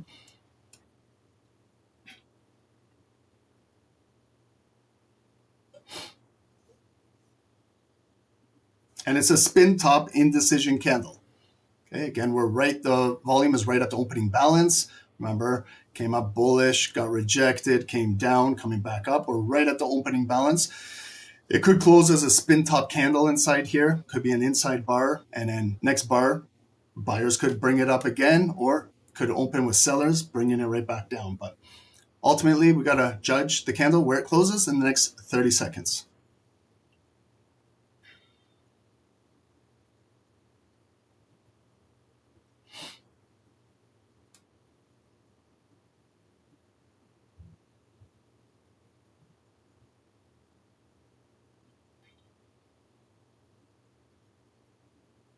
So here's the close in 10 seconds. We got a bullish spin top right now. Look at that opening balance, how critical it is for momentum. Who closes it? So it closed bullish. So I got to give a little bit of benefit to the buyers, okay, off of that. Okay, so it opened bullish. Right away got rejected. I know it's early. So are the sellers trying to move the market away quickly by offering right now? If it comes back up, remember, we still have our red zone. We got our 9 EMA. We still have our 200 EMA as resistance. Maybe we can get our sell volume to fill that wick and drop right away as we're moving into 8:30. This is a new 30-minute candle. We're already in the trade. Do we get to benefit from some 30-minute momentum, or are they going to flip it on us? Okay, so you see right there, higher, low, holding now. So there is some 5-minute support right here at 47.30. I would say 47.30, 47.29.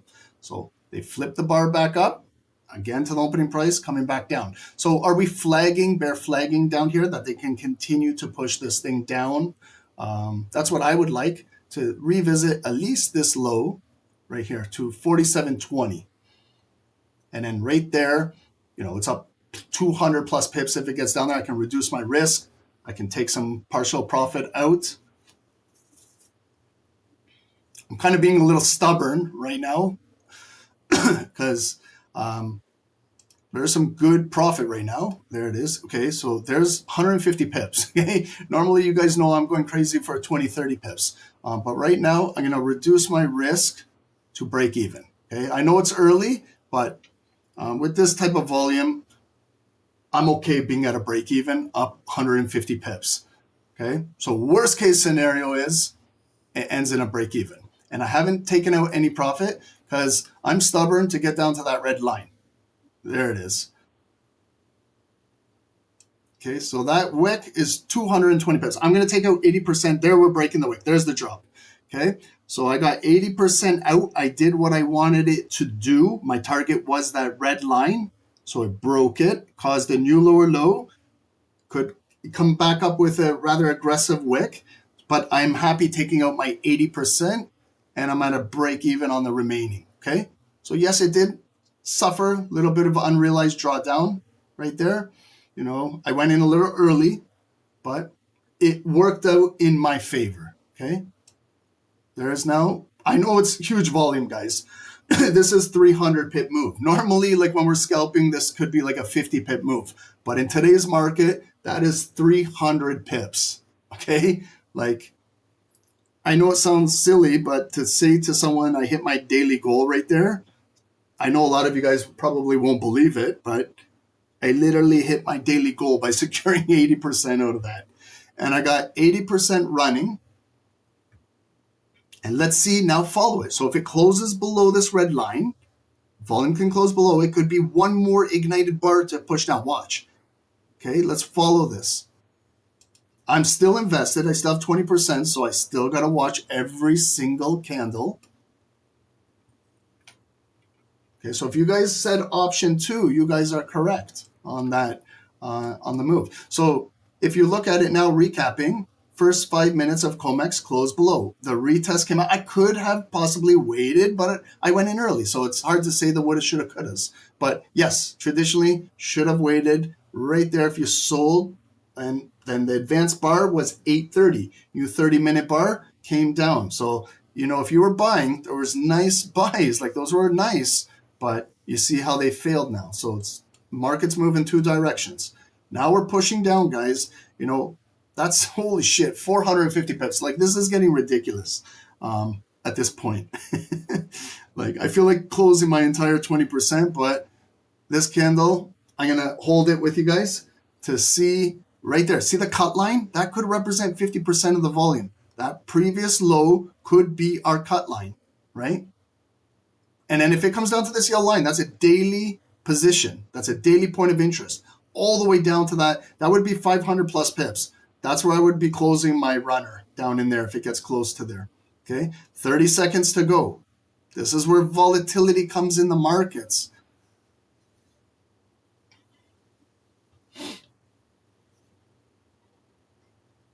Guys, leave us a like in the chat. Subscribe to the channel if you haven't already. You're going to have some fun with SST this week. Don't forget, guys, tomorrow, today's last day to sign up for the History of Gold Bootcamp. That's going to start tomorrow, Tuesday, Wednesday, Thursday, and Friday. First 3 days will be, guys, look here, okay? So let's see if this red line holds up as resistance. Notice how I haven't even moved it, okay? So will it be resistance? It was support there. There's the volume that closed below. It came back up bullish, shallow pullback. Can they kind of push it down now and do this candle do its job, fill that wick, and get down to that daily position, okay? If I want to kind of find the point of interest of that big body, maybe I don't want to touch the red line. I just want to find the zone. Open, close. Okay, the red line is right at 618, so I know that I'll cut it in half right there. And guys, right there. There's the point of control of that bar, okay, if it comes back up. We're still in the money, but we can maybe continue to hold this thing to break, fill that wick, and get down there. And then that would be our 500 pip total, close to that daily point of interest. But sometimes it gets a support right above the daily point of interest. You know how many times I've been holding and for an extra few pips, and then it gets a huge return wick and comes up. So with this volume, I'd like to see if it breaks that. It didn't. Okay. So, you know, sometimes like this, it could be a lesson for some of us, you know, but some of us are stubborn and we want to wait for it to tap into that yellow line. But sometimes, like this bullish bar right over here, that kind of started this big bullish leg right here, you know, let me just draw like a green zone so you can see. This could be, I would love if it just transacts right in there. Yep, it's coming down. Okay. I'm going to close my entire trade down there. 20% is out. Right at 4,700. I got filled right at 4,700 perfectly. Okay, so I'm out there. The trade is now closed. I took 80% out on the big body candle, and then the remaining 20% out. I got out at 4,700 right there. Boom. Okay, so that's a little cherry on the cake. If you guys, so I'm a zone to zone trader. That's it. If this dumps all the way down here, God bless. I just trade from here to here. That's it. Basically hit a daily goal. That's a 550 pip move. Like, normally I was looking for 30 pips before. Then I bumped it up to 50 pips. Now I'm looking for 200, 300 pips. Like, with today's volume, this is insane. This is ridiculous. This is not normal. I'm Isaac Newton in this. Thank you for the compliment. I'm not. I'm just got lucky on this one. We got lucky.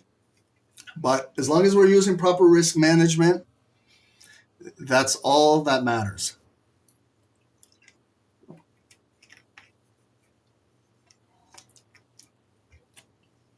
Okay, so you see, just by learning from this, the volume was accumulating in here. I know it was big moves, but it went bearish, bullish, bearish. Told you, we trade with probabilities, okay? So it had a high probability that it was going to close blue above here, and COMEX could have opened, and we could have been in a buy, taking it up to the opening position. But the daily bias was showing us sell side volume, right? So right here, COMEX 820 gave us verification that that bar right there at 820 closed below the support. And then, yeah, I went in a little early. I had ants in my pants. I went in early. I told you guys I got to go to the washroom.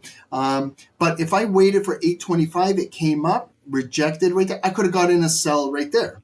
You know, I could have, but I didn't. Okay. And then I could have benefited on the next bar, minimal to zero drawdown, right in the money. Okay. But I gave it a good stop loss, room to breathe. You know, I could have got away with a stop loss just above this red block, but I gave it, see where I was my stop loss? Above the body of that candle, just in case. Now, if you're still in it, follow the volume now. Now we're breaking the daily point of interest, okay? If it closes below here, the yellow line could be the resistance. If it comes up blue, blue, blue, get rejected and continue to push down. But remember our trend line from when we first started the call? Okay, remember on the hourly, if you guys are just joining, remember our parallel channel, what we did on the hourly? Here, remember this, guys? So there was that false breakout, and now it's coming back down to retest this. Just like right here, where I showed you, the false breakout, and then it came right back in the parallel channel, okay? So we're seeing the same thing right now. But now we're going to see if it holds support at the parallel channel or closes back below here, and then gold might continue selling off in here, okay? So you see where we are? Like, do you know what I mean, guys? See where I highlighted that fake breakout right there? And then it came right back in the parallel channel on the hourly. There was the breakout, but it didn't get respected to continue to move up. It's coming right back inside here. This hourly candle is closing in 20 minutes. So you can continue to follow this hourly volume. If it closes back in this bear channel, it could come all the way back down to this support. Remember the 1H support zone, the second bottom. Right in there. Oh, some of you guys are text messaging me saying, Ron, I hit my daily goal today. Congratulations, guys. But you don't need to text message me. You can just write in the chat over here. But I appreciate you guys. Congratulations. That's what trading is all about, guys. Making some gains, securing the gains. We're making pips on birthdays.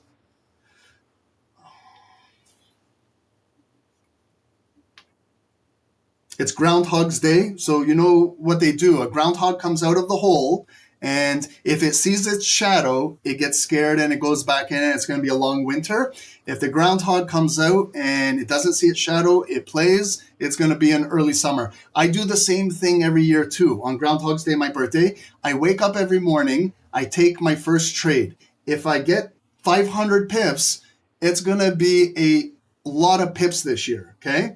If I opened up my trade and I got stopped out, I would tell you guys, it's going to be a tough year trading. So I think we're going to make a lot of pips this year, guys. I'm the groundhog for foreshadowing this. If you're still in, that's a 700 pip move. I'm not in, but if you are, God bless. I close my trade right there. But let's follow this volume. Like, I haven't even looked at US 30 and Nasdaq in months just because of gold, the way how it's trading. Like, this is insane. Okay, look at the last 5-minute bottom. So right here, you see this 5-minute resistance right here. Right here. Everyone's texting me right now. Okay, right here. See that resistance? So if I pull it into the future and I just bump it up to that wick, okay, this could be a 5-minute green box. So if you're in the sell right now and it comes down there, I can't, let's measure it. That's 800, 900 pips in there. Okay. Like if it bleeds all the way down into there, that's 900 to 1,000 pips. And in that zone, we got to respect. That's where it was resistance, resistance, resistance. Body right there at 425, closed above. Right after 420 when we all smoke a joint, right there. And then it's coming right back, could come in there and return back up, okay? But we are below the daily point of interest. Holy shit, wow. Insane. What's going on with the volume in these markets? like this is not normal. Unbelievable. I'm just shaking my head at these candles. Okay, and we still have 90 seconds to go. It's trying to come up, but you know, there's always going to be returns, right? There's always going to be dip buyers buying. There's always going to be sellers selling if you're in a buy, okay? You got to understand how to weather the storm if you're still in it. It is still making lower highs, lower low, lower high, lower low, lower high, lower low. You just got to follow that volume, hoping that that volume cooperates and closes below critical points of interest and zones, and maybe can continue to push further down, or use these for retest zones to continue to push it down. But now we're following in some traffic. You see there was a blue candle, blue candle, blue candle, blue candle, and then we have a black candle, black candle, black candle. Now here was some consolidation in here where it came up, back down, came up. This is where, you know, it could consolidate right by above this zone here. But this is where, if you're still in, you can utilize a trailing stop loss. I wish I still held, but I don't trade with I wish or I pray or I would have done this or I should have done that or I could have done that. If I'm securing 500 pips, I don't really give a shit what's going on. I want to get my money and get out. Okay, but let's follow it because I know some of you guys still could be in this.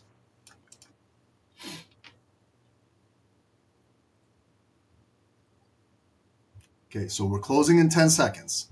So remember, we are below currently that daily point of interest yellow line, 4,690. Can we keep that volume below it? There's the close. So the volume is below, okay? So remember that green zone that I made there? I'm just going to make it red right now to represent that we do possibly have a zone. But with the volume that we're having, it's pretty intense volume. So it could definitely break right out of there. If we see a wick get rejected or blue volume closing above, you see then they're building some support. Could be using this to come back up to where? To this before it gets up to, you know, like our where we sold off on Comex.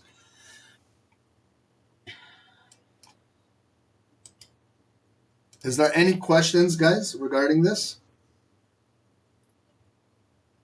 And if you haven't secured, like, you know, on a move that came 750 pips and you didn't secure anything, I don't know what to tell you. Like, I'm not the person that can help you out there. But you still got to remember we're still scalping, we're still intraday trading. I know when it comes down 750 pips, you want 1,000, you want 2,000 pips. I understand that, and you can get it. Okay, don't get me wrong, but you're going to have to weather a storm with these pullback candles. Okay, and sometimes these pullback candles close above daily points of interest and build and continue to come all the way right back up. But see it come up, right up to that point of interest, rejected, lower high, pushing down. So just showing that there is still a lot of selling pressure. Okay, if they close it back below here, I could get that leg continue to break down.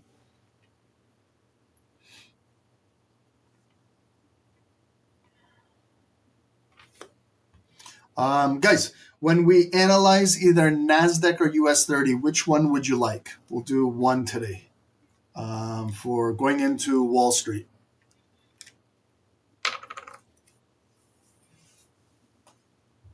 Nasdaq, okay, no worries.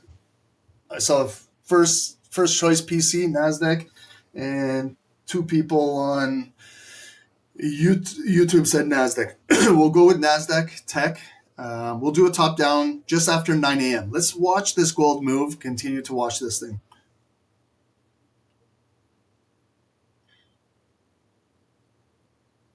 So they came up blue. They rejected it. See where the volume is kind of concentrated right at this yellow daily point of interest. Psychological number 4,700, like right around here.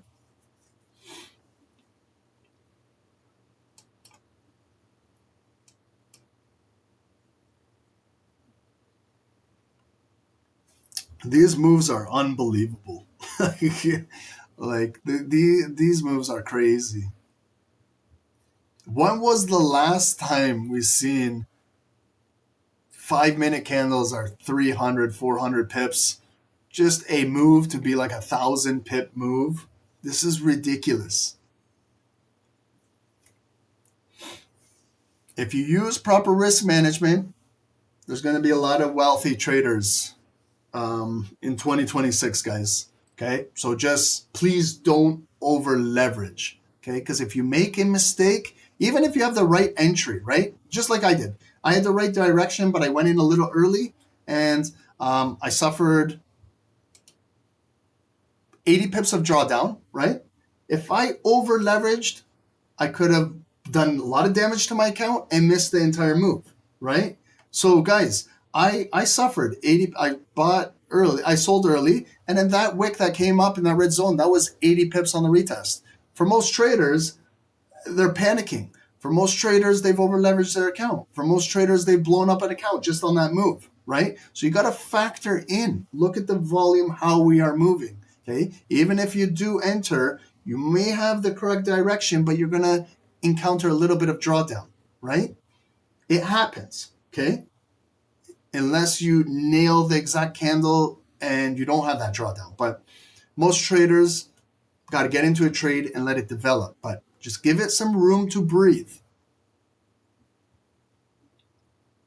And just be patient, disciplined. If you're caught in like a range, let the market accumulate. Let the market decide which direction it wants to go. The market will decide the direction. Me and you just have to follow the volume, right?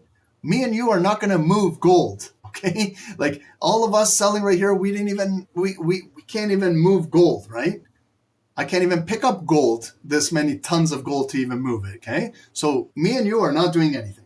You and I just got to follow what the institutions are doing. Watch and see lower highs, come back down. They trap those buyers, closed it below, COMEX market open, one retest, then the drop, right? So that's that's our job as traders. Okay, so you see now it's respecting the daily point of interest. It closed above that zone right there, so I make it green. See, now it's building a bottom, okay? So it came down, and now it's coming back up. So now again, we might be consolidating or figuring out where the neckline is. This could be the pullback coming back up, so like this move came down, all the way down there, but the bodies are right there, coming back up now. Now will it come all the way up to here, for example? Will it come back down and retest this? Will this be like a double bottom to break here? Then maybe I could buy back up to where I entered. Or will it come and close below there and then come down there, okay? So you see what I mean? I've established my zones now. So I can continue to trade with zone to zone. Let me just I'm not in this anymore. I don't want anyone to think I'm in this anymore.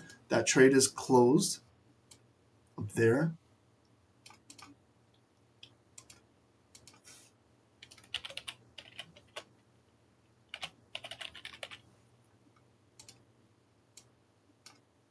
Okay, so again, we're trading. What I do with these zones, stretch them into the future. If I'm going to continue trading today, I want to base maybe some trades off of these areas.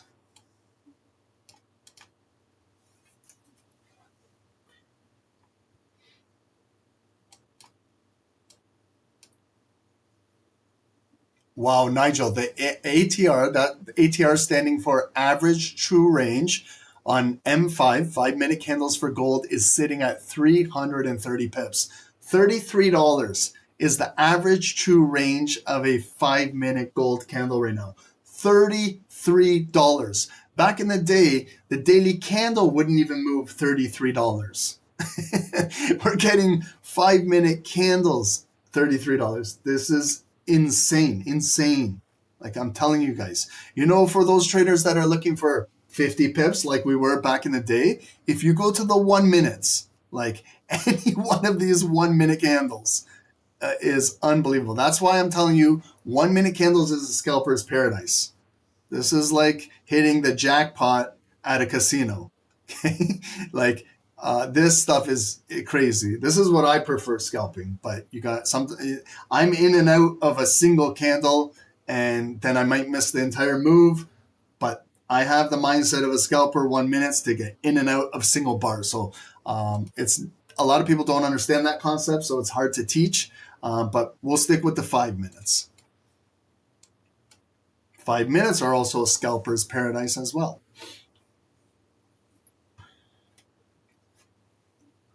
If you have the right disciplined mindset, because also you could do a lot of damage to your account if you're scalping and you're going against the trend, you're getting pissed off, you're revenge trading, and all of these things. Okay, so remember, mindset will control your trading.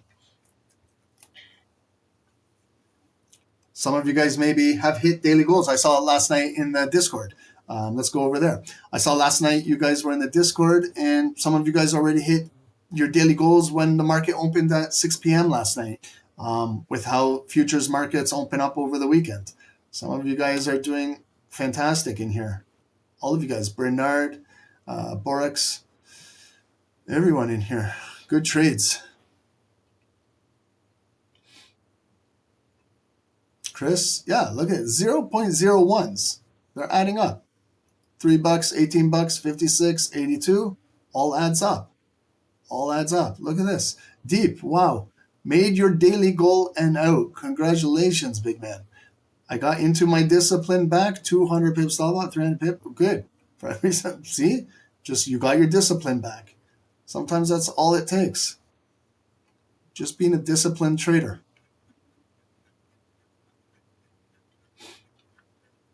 Okay, so we've established a bottom. Okay, so you see, like right in here, that's why I said there's wherever you see some traffic like that, there's traffic, right? I'll highlight it like this. There was a traffic, and this traffic was above 50% of this big bullish candle at 425. Okay, it pulled back in there, and then if you stretch it into the future, you see we did break down, but it came right in there, and the buyers are holding it up. So it didn't come down to the bigger level. They are creating a higher low, and they are coming back up. But their buyers are still counter trading from this move starting at 8 a.m. COMEX pushing down. Okay, so it could retrace right back up, just like this candle was bearish and then it retraced all the way back up. So this is what we're seeing right here. Is a retracement, but you see how it came right into the zone, and now we got a bearish ignited candle pushing down. So if you were a buyer, that could be like a fantastic buy as well. It closed, you see the wick closed above, retested, and let's say you bought that candle to fill the wick, 100 pips, got up to the red zone, 200, 250 pips up there, right? And then now it came to the red zone, and now it's coming down. So if you were a buyer, right there, you could have secured some money as well, right? It's all how you go about the market, whether you're taking a sell, a buy. You're still correct. That buy was a nice buy, but it's a counter trading buy that is trading into that bearish point of control of that big bearish candle at 830. So those sellers are still there offering, pushing this thing down. As a buyer, if I was in that, I would be, let's say I bought that candle. When it moves up there, I would be taking my stop loss maybe below this wick, going to a break even. I would be securing 80% up there and leaving 20% running to see if it will continue to break up to here. But I have to respect that zone. What's the point of making point of controls or zones if you don't respect them? Okay, That's one thing that I do. If I do these zones, I respect them when the volume gets there. Otherwise, what's the point of putting these on your chart if you're not going to respect them? You know, that's the difference between me and some other trader. I put these on my charts, but I respect them. You know, and I don't worry about what would have happened or should have happened or didn't happen, right? I just trade to that zone right there, into there. And that's it. I do something. And then someone will say to me, Ron, well, what happens if it just pulled back and you got out and then it's trading up to there? Okay, I understand that. But I can say the same exact thing for you.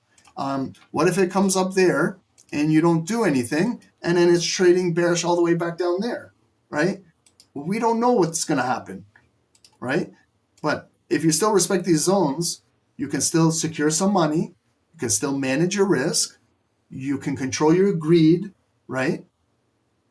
And that's trading in a nutshell, intraday trading or scalping.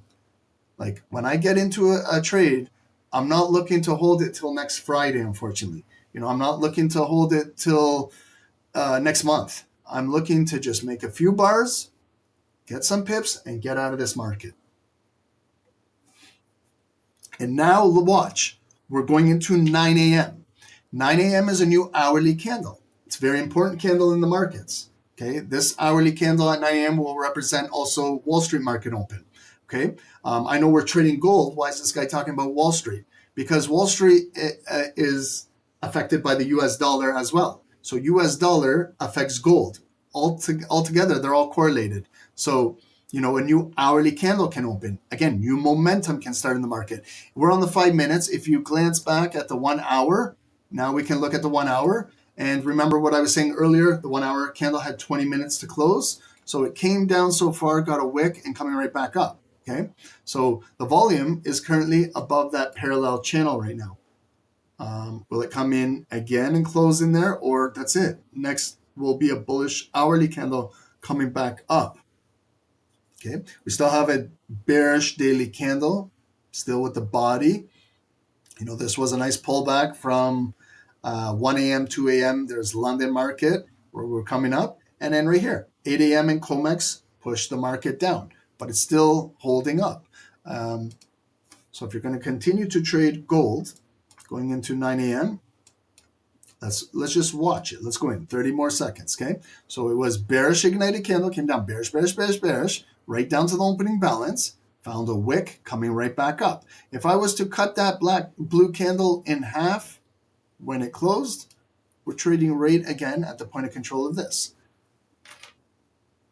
Okay, so if it closes back above, it could open blue, blue, blue and try and break out of here, or it could close back black and then come back down with a black candle. And then those buyers, you know, that's the counter trade. There's a beautiful 250 pips coming up, but if nothing was done, they could come down and break this, target that wick, and drop down further down, right?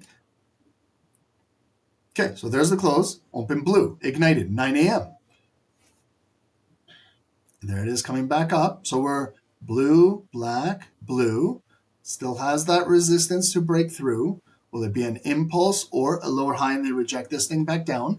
If you want to now trap the volume, take this consolidated box right below the red zone and above the green zone. And you see where we're trading right now. It's still inside here. So again, if I gave you options, right?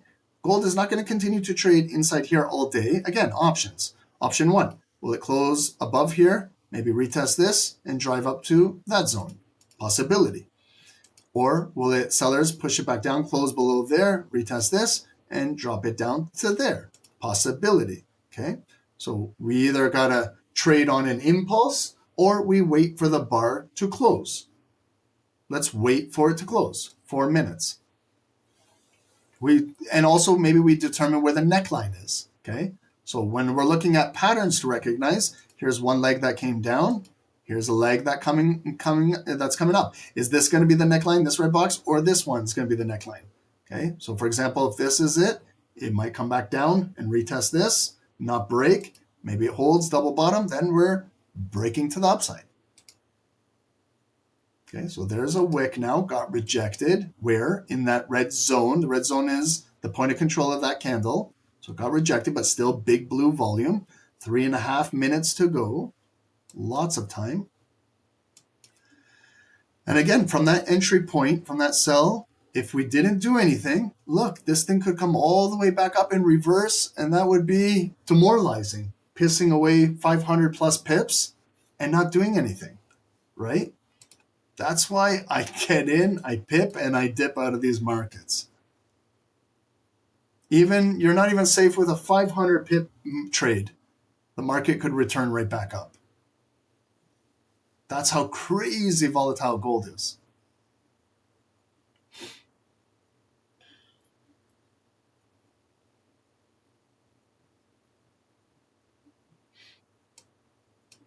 Okay, so, but it's still getting rejected where? In that red zone. So that's the point of control. So it came all the way, not at the bottom, not at the mid, but at the highest point. And that's where the bigger sellers are offering, pushing the volume down. Where will it close? We're still barcoding. Blue, black, blue, 2.5 minutes to go. But there you see the rejection, right?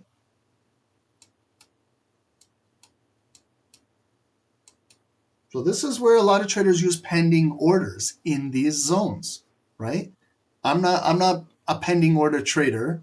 When I'm like in front of my computer, I'm a market executions. I hit the buttons myself, but not every trader is like that. They want to use pending orders. This is where you want to position your pending orders. If you had a sell order in there, you just got activated, and let's just say from the red line. Right now, exhausting this entire candle, you're up 150, 200 pips in profit by having a pending order in there, right? And look at the big, massive rejection now. So there's a clear example of how the market comes up to trade in there right at when the new hourly candle suck in buyers, buyers, buyers, and then sellers are offering. That's the first time it came back into that point of control, and look at the evidence left behind. And now we got a shooting star candle potentially pushing down to start that leg coming back down. Okay, so there's the clear neckline now. This is what the buyers have to break and close above in order to move it up to here. There's the neckline. Do you guys understand how when I'm not in a trade right now, but I'm still observing, getting ready to position myself in another trade, right? This is why patience, discipline in analyzing helps in the markets, not just by jumping in on every single candle and hoping for the best. It's let the patterns play out.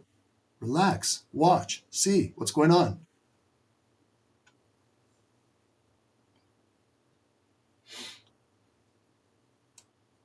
And the volume is still inside this zone, so it could play games in here. It could come back up, could go down.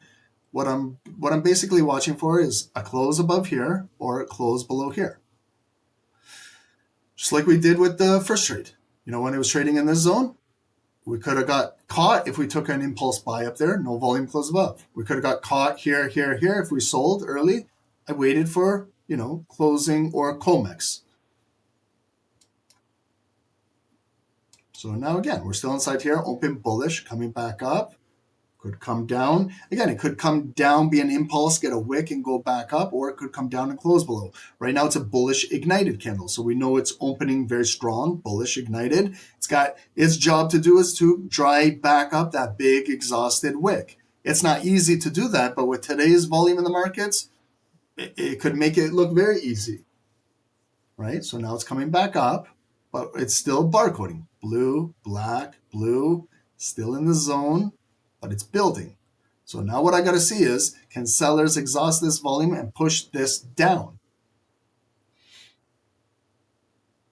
Yeah, today is actually decent moves, Timmy. Not bad. So I'm going to stick with gold for just this final 5 minutes. And then we're going to do a top down, about 5-10 minutes on Nasdaq. I haven't done a top down on Nasdaq in a while because we've been just focusing on gold the last couple of weeks. So we'll do a nice analysis on Nasdaq to get us into this week. Reminder that we do have some tech earnings. We also have Palantir in the after hours today. Google has earnings this week. So there is tech earnings. And don't forget, guys, this Friday morning is NFP, Friday morning, unless the U.S. government is shut down. Okay, so that's developing day by day, and we'll continue to monitor that.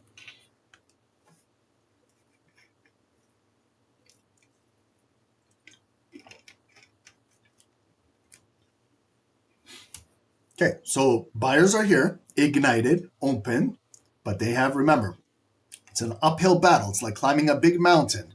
They got to climb up that mountain to fill that wick and produce a new high, maybe possibly close above there. But while they're climbing up this big mountain of this wick, sellers could be offering and, offering here to push this down. But that's a big bullish candle coming right back up. So the buyers are still showing me their strength. They are here. It's difficult to sell against that body of volume. That candle got rejected and came down there, but you see it opened bullish ignited. That's what's the strength of this candle, is that ignited open. Because following that big wick, it closed right there. That momentum should have been black and continue to push down. But this ignited bar that opened at 905 is holding this up right now, okay? So you see, again, it came right in there, equal high, right into that upper red zone. And again, the sellers are there. So this is the battle between buyers and sellers,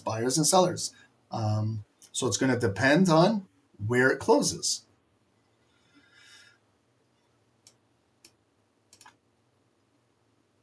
Get to know your candles as well. When they open bullish ignited or bearish ignited, it gives you a clue as to the possibility of the direction of the candle, right?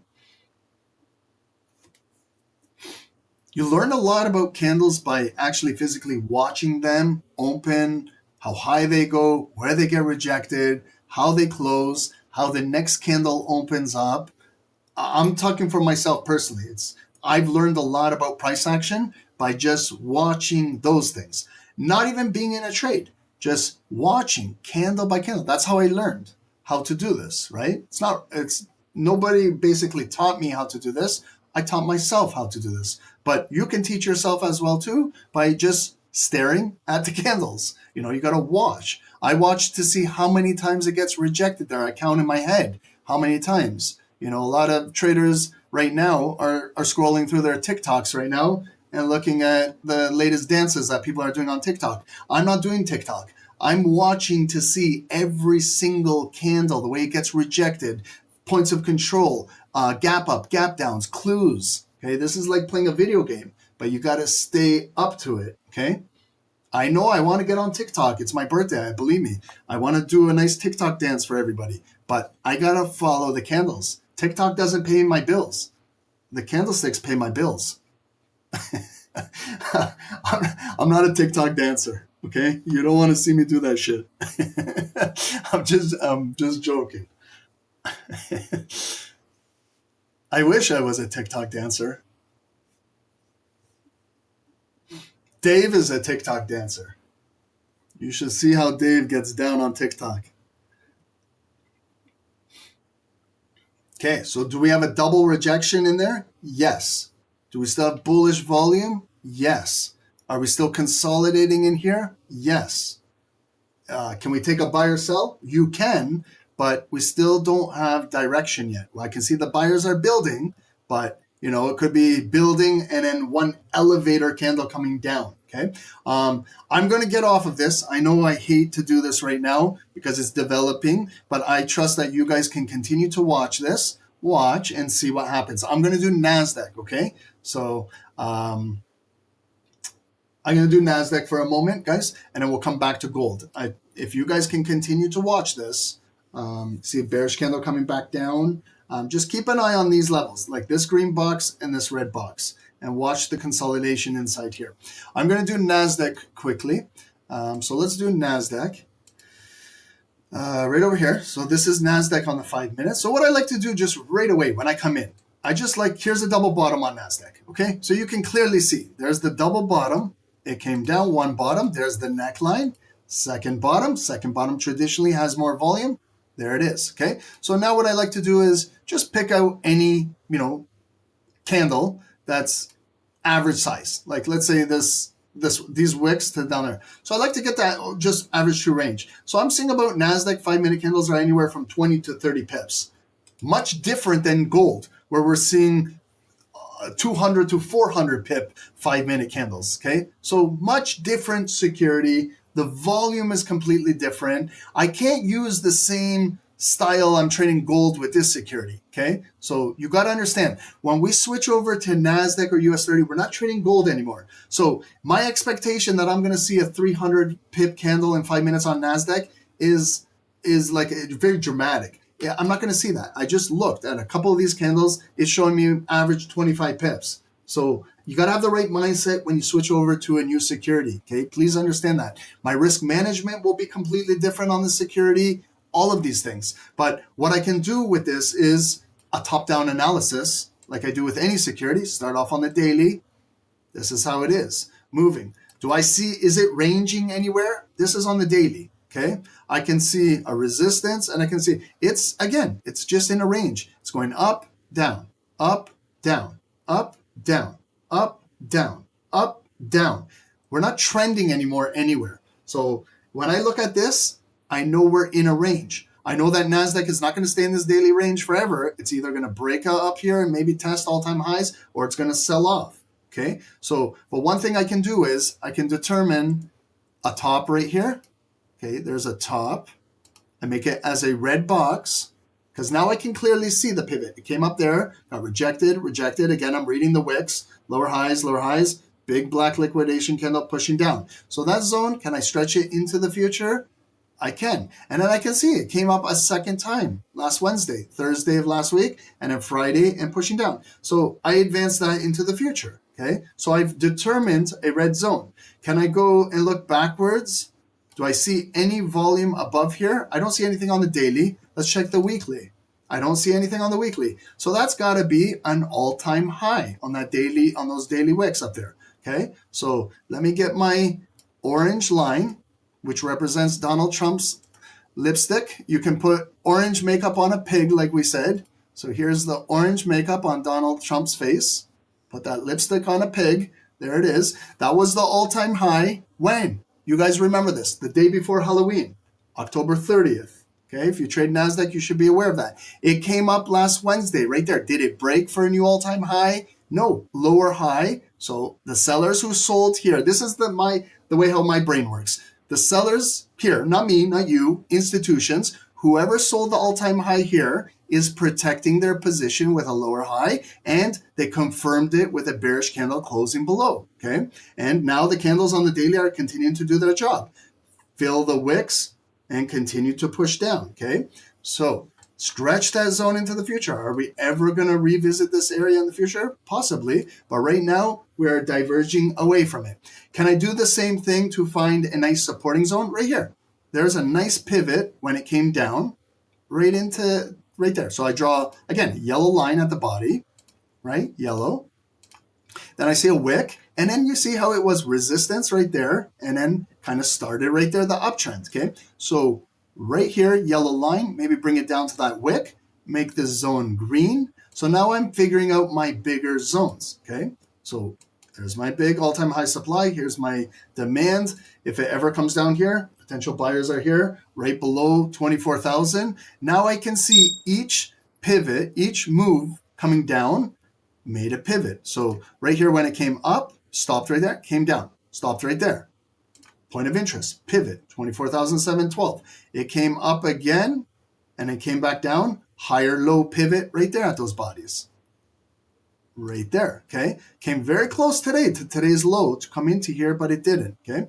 So now that I see today's candle has already came down and back up. Now I look, I know these things. There's a bullish engulfing candle coming up. That was the candle that started this big run up to potentially break the all-time high, but failed, okay? So right here, I like to cut this bar in half. This bar right here on January 21, I can use my Fibonacci, open, close. I can know exactly where the 50% is. It's right there, 25,205, yellow line. And I can also determine a point of control off of that candle. Right there, green zone, stretched in the future. Now I can see today we broke right through there, okay, and came right back up. So it's still respecting that daily point of control. Remember, this daily candle has less than 8 hours to go, so lots of time. It could come all the way back down here, but it could also flip blue, and then if it does, where are we going? Let's cut Friday's candle in half. Just, you can simply eyeball it and cut it in half if you like, just like that. If you don't feel comfortable guessing where it is, get your fib tool, open, close. See, Ron was spot on. Right at the halfway point, right there. And then what I can do is a bearish point of control of that big Friday's bearish volume going into the weekend. Identify it and stretch it into the future. Okay? Same thing what I do on the 5 minutes. I'm doing the same shit on the daily.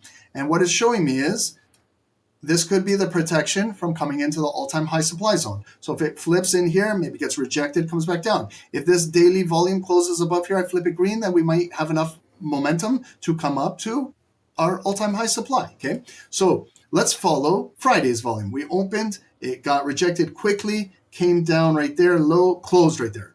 Then when we opened today, where was our close on Friday open? Was there any gaps in the market, gap up, gap downs? Doesn't look like it. Looked where it closed, clean transition to the open. Just like gold's candle on the daily. It was initially bullish just for a few minutes. You can see it was short-lived. That was the highest point of the day. It got rejected right, short wick, came back to the opening balance. Sellers did their job today to continue to fill Friday's wick and Thursday's wick and continue. Look at this, was a big bearish candle coming down, took out right here, January 26th, Monday, the start of a week. So you can see we took out a weekly support. So that's an important point of interest right there. Also, we came all the way down. That's our lowest point of the day right there. So you see we broke the point of control but came down. And then you see the body of volume that started the entire weekly move right here. That started this big leg up. So you see those buyers right there? It didn't come down to the opening balance, protected, higher low. They pushed it right back up, and this is where we are now. So you see this wick right here on Thursday? I'm just going to place a yellow line because this is where we could be trading above or below. Right now the volume is above it.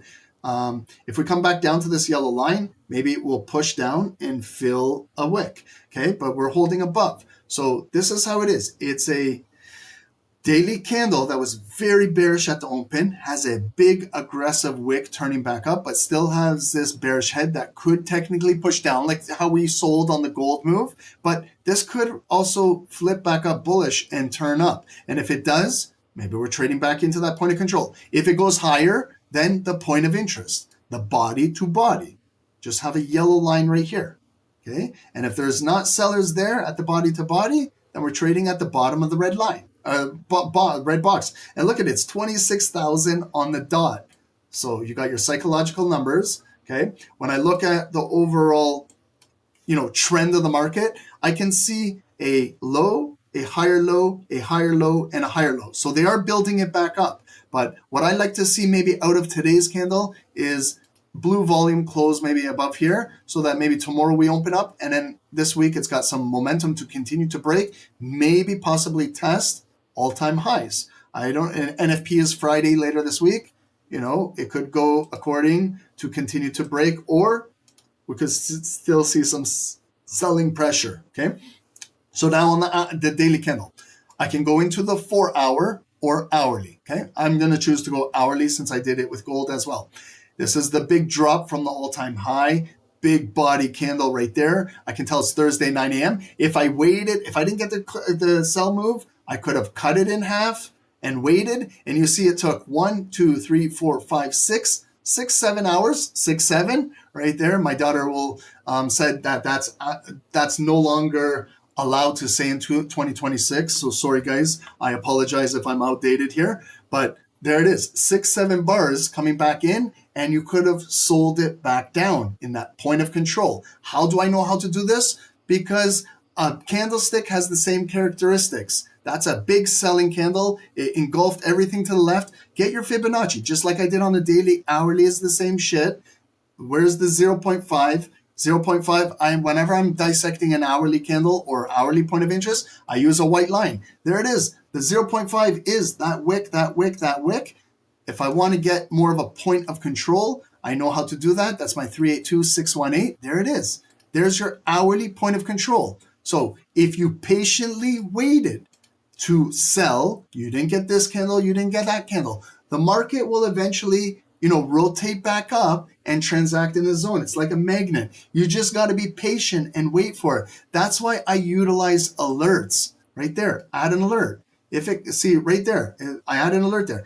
We're trading down here. If it comes all the way up here next week, I'm still going to get alerted and I'm ready to watch. Not just sell blindly, but I'm watching to see what happens in there. So I can see that the hourly is showing selling protection from the all-time high zone above me. And then you can see again, it came up, rejected, came up again, rejected. Sellers continuing close below. See those, even on the hourly, when I showed you on the 5 minutes, it bounces back up like buys. There is always going to be pullbacks. But if you wait for volume bars to close and you let things play out, all I see is lower highs, lower highs, lower highs, lower highs. The body of volume is continuing to do its job by breaking lows, right? Finally, it bottomed out. Okay, so I can see today at 1 a.m., there's 2 a.m.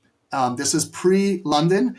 Bullish ignited candle, close above. No wick. There's the pop at London, 3 a.m.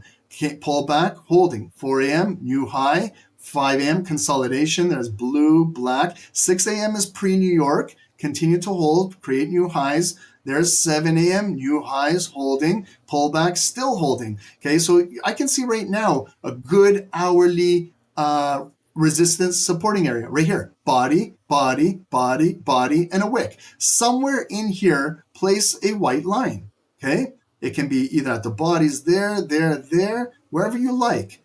But you can see that was resistance. Look, it was resistance in the past. Body closed, a body opened. A body closed, a body opened. Our retest was the white line there. So this number, 25,361, is my hourly support. If the market comes back down today, down to there, maybe I could look to buy off of that. If it breaks right into half of that blue candle, right in there, and then maybe it will come back up. Okay, if it closes below there, that white line is the resistance line to continue to push and fill those candles and break down to down in here. Okay, but I could place an alert there, right? And let me know later this afternoon if it gets down there. Right now, again, we're moving up. So I see a pattern on that I can recognize on the hourly. What is that pattern? One leg down, bottom. There's the pivot. Coming back up slowly, okay? Will it come up to the neckline right about here at today's daily high opening balance? Or are they going to hold it down here and then Wall Street is going to open and they're going to push it down? Or is it going to blow right through here, okay? So you see, again, what I did with gold. See the purple daily high and the opening balance? I see a wick and a wick. That's where I make, again, a red zone right there. I could go down to those hourly bodies. Why? Because I got a little bit above and a little bit below. Okay, and stretch it across. So now I know where my neckline is for Nasdaq. Okay, and you guys can recognize this pattern. It's the development of like a W, right? It came down. It's kind of like a V-shaped recovery coming up. Maybe it will come back down, double bottom in there, higher low, maybe continue breaking down. But maybe we got to settle up in here and see what happens, okay? So right now it's still building. But if I'm buying, I got to understand I'm still going against this trend, okay? Still going against that trend. If I do, remember what I did with the parallel channel with gold? I can do the same shit with Nasdaq. I just got to pick a point. What is a good point to pick? Maybe starting at this big bearish candle that dropped the market down and connect it with one of those wicks and just continue with that, extending it. Okay, so watch what I'm going to do here. I'm picking this candle, right? Someone's going to ask me, Ron, why did you choose that one? I could have chose that one. I could have chose that one. I just want to keep the parallel channel consistent. And this was a massive bearish selling candle full of volume. And it was a Thursday 9 a.m. open representing Wall Street. So there's the starting point. I'm going to connect it with 1-2 wicks. So I got some touches. Now what I do is just continue.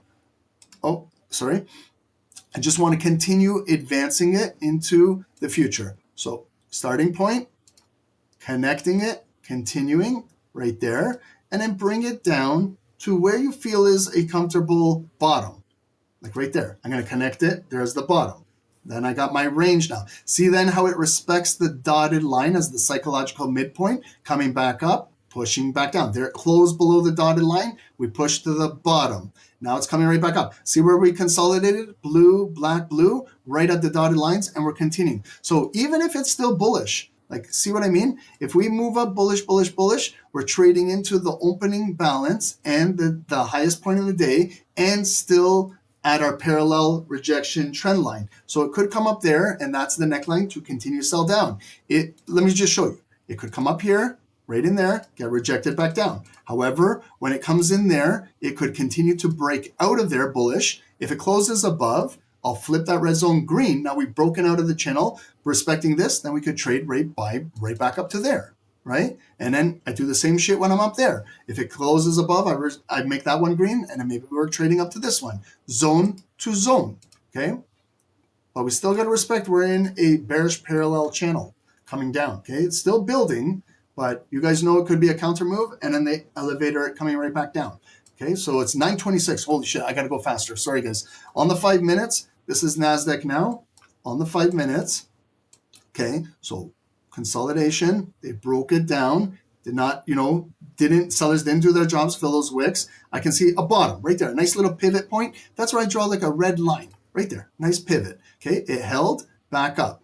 Okay, all the way up to the daily point of interest. Came back down. There's that double bottom. So you see the double bottom and body, and white line. That's where I draw my 5 minute green box. Just I allow the price action to determine the size of the zone and recognize it. So right there. And then when I look backwards, I can see it was a red zone there. Red, red, red, red, push down. There it closed above. There it turned into a green zone. There's the extension. Came back down, one bottom, green zone, back up. There's the 5 minute neckline right there. Okay, you see how it didn't close above, push back down, built, second leg, Ron says, traditionally has a higher probability of being bigger volume. There it is. There's the bar that broke out, closed above. There's your ignited bar, continue to do its job, fill its wicks, continue to go. Now look how it's right before Wall Street. It's in this shitty consolidated range right there.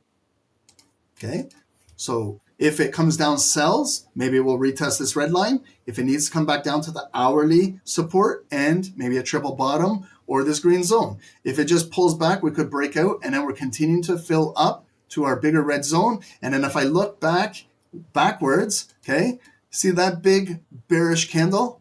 I could cut that in half. Like if I'm normally scalping on a regular day and I'm looking to buy a breakout, right to that red line. I'm measuring from here to the red line. That's like as a scalper. That's what I'm looking for normally. 30, 40 pips. If it can break up there, it's about 50 pip move, right? But I got to respect this red line because that's still a lot of that point of control of that bearish candle coming down, okay? I know there's a lot of volume these days, and 30, 40 pips is nothing when we're seeing 500 pip moves in gold in 5 minute candles. So, and then what I do too is I add my daily bar indicator just to let me know. This is set on the hourly, right? So what I do is I go to my settings, 1H, I want it on my daily, how I put gold, and then hit OK. There's my daily. So there's my opening balance, my highest point of day, that big, significant drop all the way. I can follow my 5 minute candles. I can see what time it started dropping. Futures market, 8:05. Started to push down. It bottomed out right there just before 2 a.m. and it's been coming slowly up. Higher high, higher low, higher high, double bottom, higher high. I can add my EMAs, 9, we're above the 9. My 200 is down here, close to the bottom hourly support. Here's Wall Street, okay? So close, ignited. There's the big candle filling right to that red line, okay? So remember what I did. I just cut that in half right there. If it extends, okay, so if you were already in buys, you're getting rewarded, okay? If you bought market open, you're getting rewarded. Now it's trading right at almost the opening balance, right there. That's a huge 60, 70 pip candle, 6, 7. Oh man, I hope my daughter doesn't hear me saying this stuff. She's like, Dad, you can't be saying that anymore. Grade 4 said we're no longer saying 6, 7. 5 second move, yeah. Okay, welcome to volatility. That's basically a 100 pip move. Okay, if you didn't get it, but you see, guys, sometimes when you do an analysis and you walk into it, you can naturally walk into a trade if there is no manipulation. Okay, so see the way how I broke that down? Higher lows, higher high, double bottom, being respected, bull flag, and then they just broke it out. Okay, that's walking into a trade, like literally. But Did you do anything up there? Like, again, it came right up there. Did it take out the highest point of the day? Not yet. So it's been rejected. Okay, let's just flip over to gold. Gold is still in this range. Let's wait for gold to close above here. Okay, I see an impulse, impulse, impulse. I see an impulse. So still no blue volume above here, no black volume below there. It's still in the zone. Let gold continue. It's like when you're cooking something, you got to let it simmer. You got to let it cook. You might if you're making a nice beef stew or chili, you got to let that thing cook for a couple hours. You can't just cook it for 5 minutes and eat it. You got to let that cook. It's like a slow roast. Have you guys ever smoked meat on a smoker? Sometimes it takes 4 hours, 6 hours, 8 hours. Next week is Super Bowl Sunday. If you guys want, you guys are welcome to come to my house. We're gonna have the cooker going, smoker going. You guys are all invited if you guys like.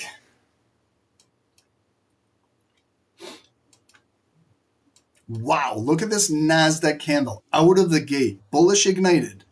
Which wicks is it filling? It's filling all of this traffic. New daily high, daily candle flipped. Closing in 2.5 minutes. Holy shit, okay? So this is definitely a bar. When it closes, we're going to cut this thing in half, okay? This is a bar, not these little ones. This thing is representing the first 5 whole minutes of Wall Street market open, and it is full of volume, okay? So let's see how this thing will close. Maybe I spoke too soon. Maybe it might have a big rejection wick and come down, okay? But when it closes, at least we can base some projections off of it. We can cut it in half. We can find a bullish point of control. Maybe we can wait for it to pull back into it. We'll see if it holds, right? Dave, it's far from your house in Quebec City. You're still welcome. How about those Montreal Canadiens? Beat Colorado 7-3, and Saturday night they beat Buffalo. A lot of my friends were at that game in Buffalo. It looked like a home game there. It was all Montreal fans in Buffalo. I don't know if you can see Dave, but behind me, you see that Montreal Canadiens Patrick Waugh jersey? It's signed by himself, Mr. Patrick Waugh over there. Montreal's going to win the Stanley Cup this year. To all the hockey fans out there, we're Canadian. So we love hockey and maple syrup and pips. Tampa, I know. Tampa's going to be the team to beat in the playoffs. They rest all their stars and all of a sudden they're healthy during the playoffs. It's such a dirty move, but got to respect it. They rest all their star players and then all of a sudden they're healthy during the playoffs. Same with Florida. Florida and Tampa, yeah, you guys got some good hockey down south.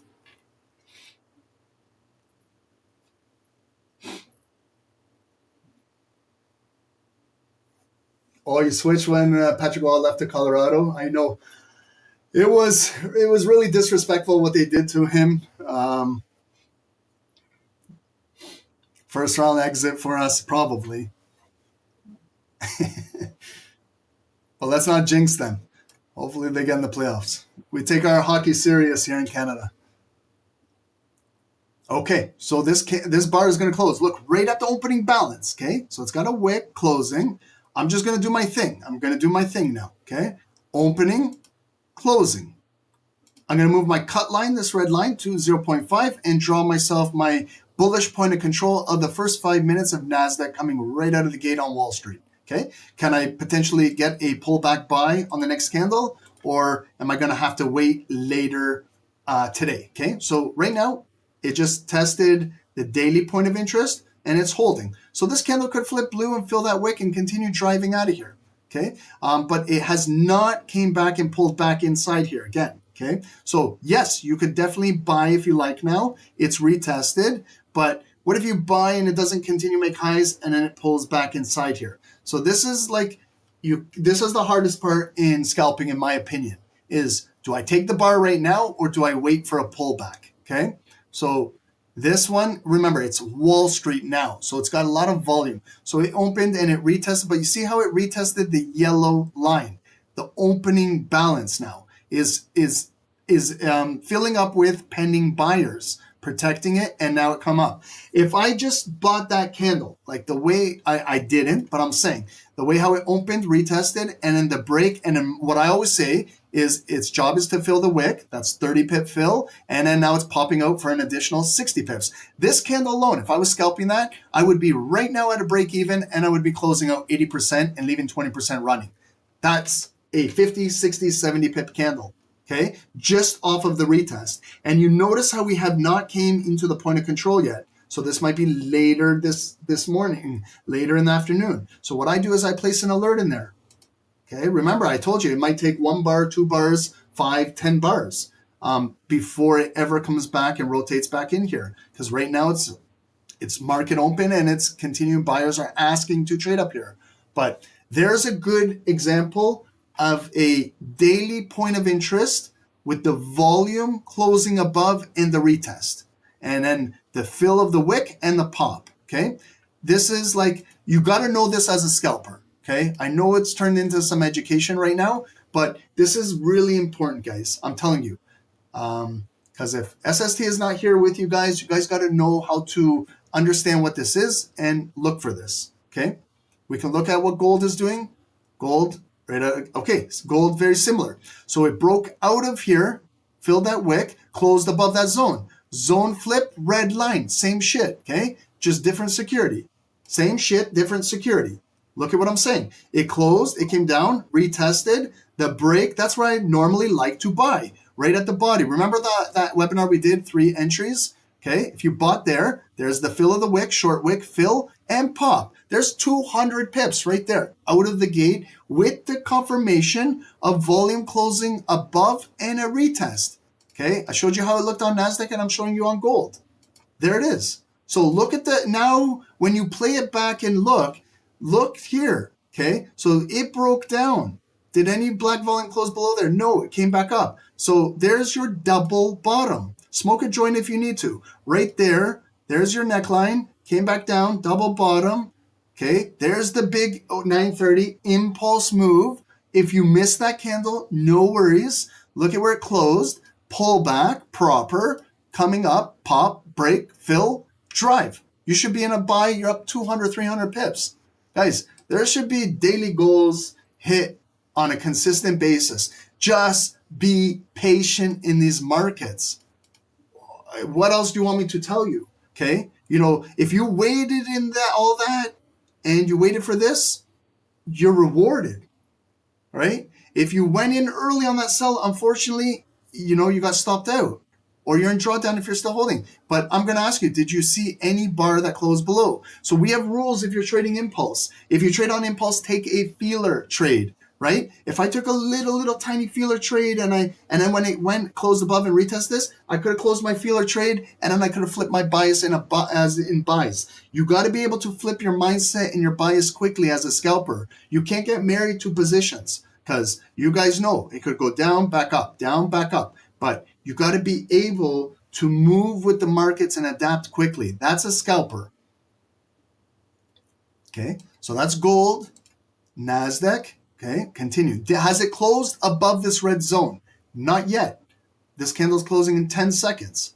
Okay, so, you know, now I got a position. I'd love to buy maybe back at the opening price, but a deeper pullback right in the point of control of Wall Street. I guarantee you there's a shit ton of pending orders being built up and accumulating in here, and they're not being activated yet. So that's the reasoning behind patient, disciplined trading. Just for me today, add an alert in there, and if Nasdaq comes back down, if it's after the call, just let me know what happens in there, okay? I know that something's going to happen in there. It'll either come down in here and go back up, option 1. It'll either come in here but break, have a wick, similar like what gold did, have a wick and close back inside here, retest this. Option 2 is bullish. Option 1 and 2 are both bullish, but option 1 will respect the box, option 2 will break with a wick and then come right back up. So then I know they grab the liquidity. And the only third option is if it comes with selling pressure, breaking here, closing below, I make that green zone now a bearish point of control comes in there, then it's selling back down. Those are your options. In trading, I give you 3 options on a daily basis. Option 1, 2, and 3. It's process of elimination. If it's not this one, it might be the other one. If it's not those two, it's the third one. That's it.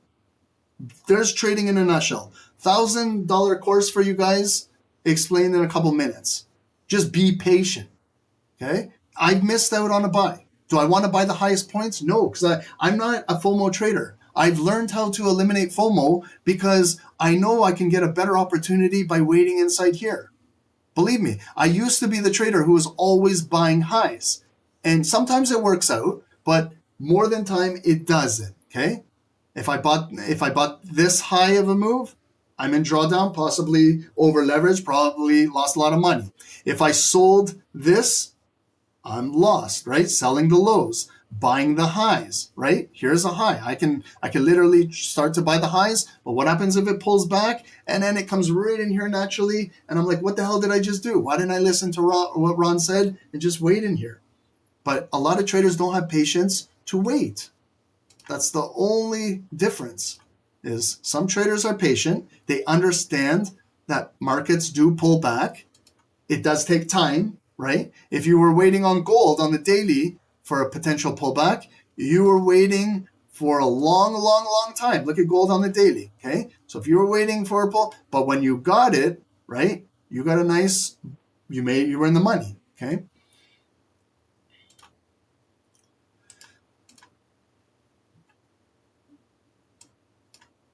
And then now where are we back into? This resistance, this red line right here, the 4,800. Rejected, rejected. Do we see any blue volume? If I was in a buy on either one of these candles, again, I'm doing the same thing. Bringing my stop loss to break even, scaling out 80%, leaving 20% running. And then finally, when I'm done, I tidy up my charts, okay? Tidy up. It's cleanup time. Any unnecessary lines that you have on your chart, you can eliminate, you can clean up. Same with Nasdaq. Okay, so it's making a new daily high, bullish, has not came into this location yet. But nice pullbacks would be around here. 25,500, 25,525, anywhere in here. Okay, just set alert and watch today. And then tomorrow we discuss it. What happens in here?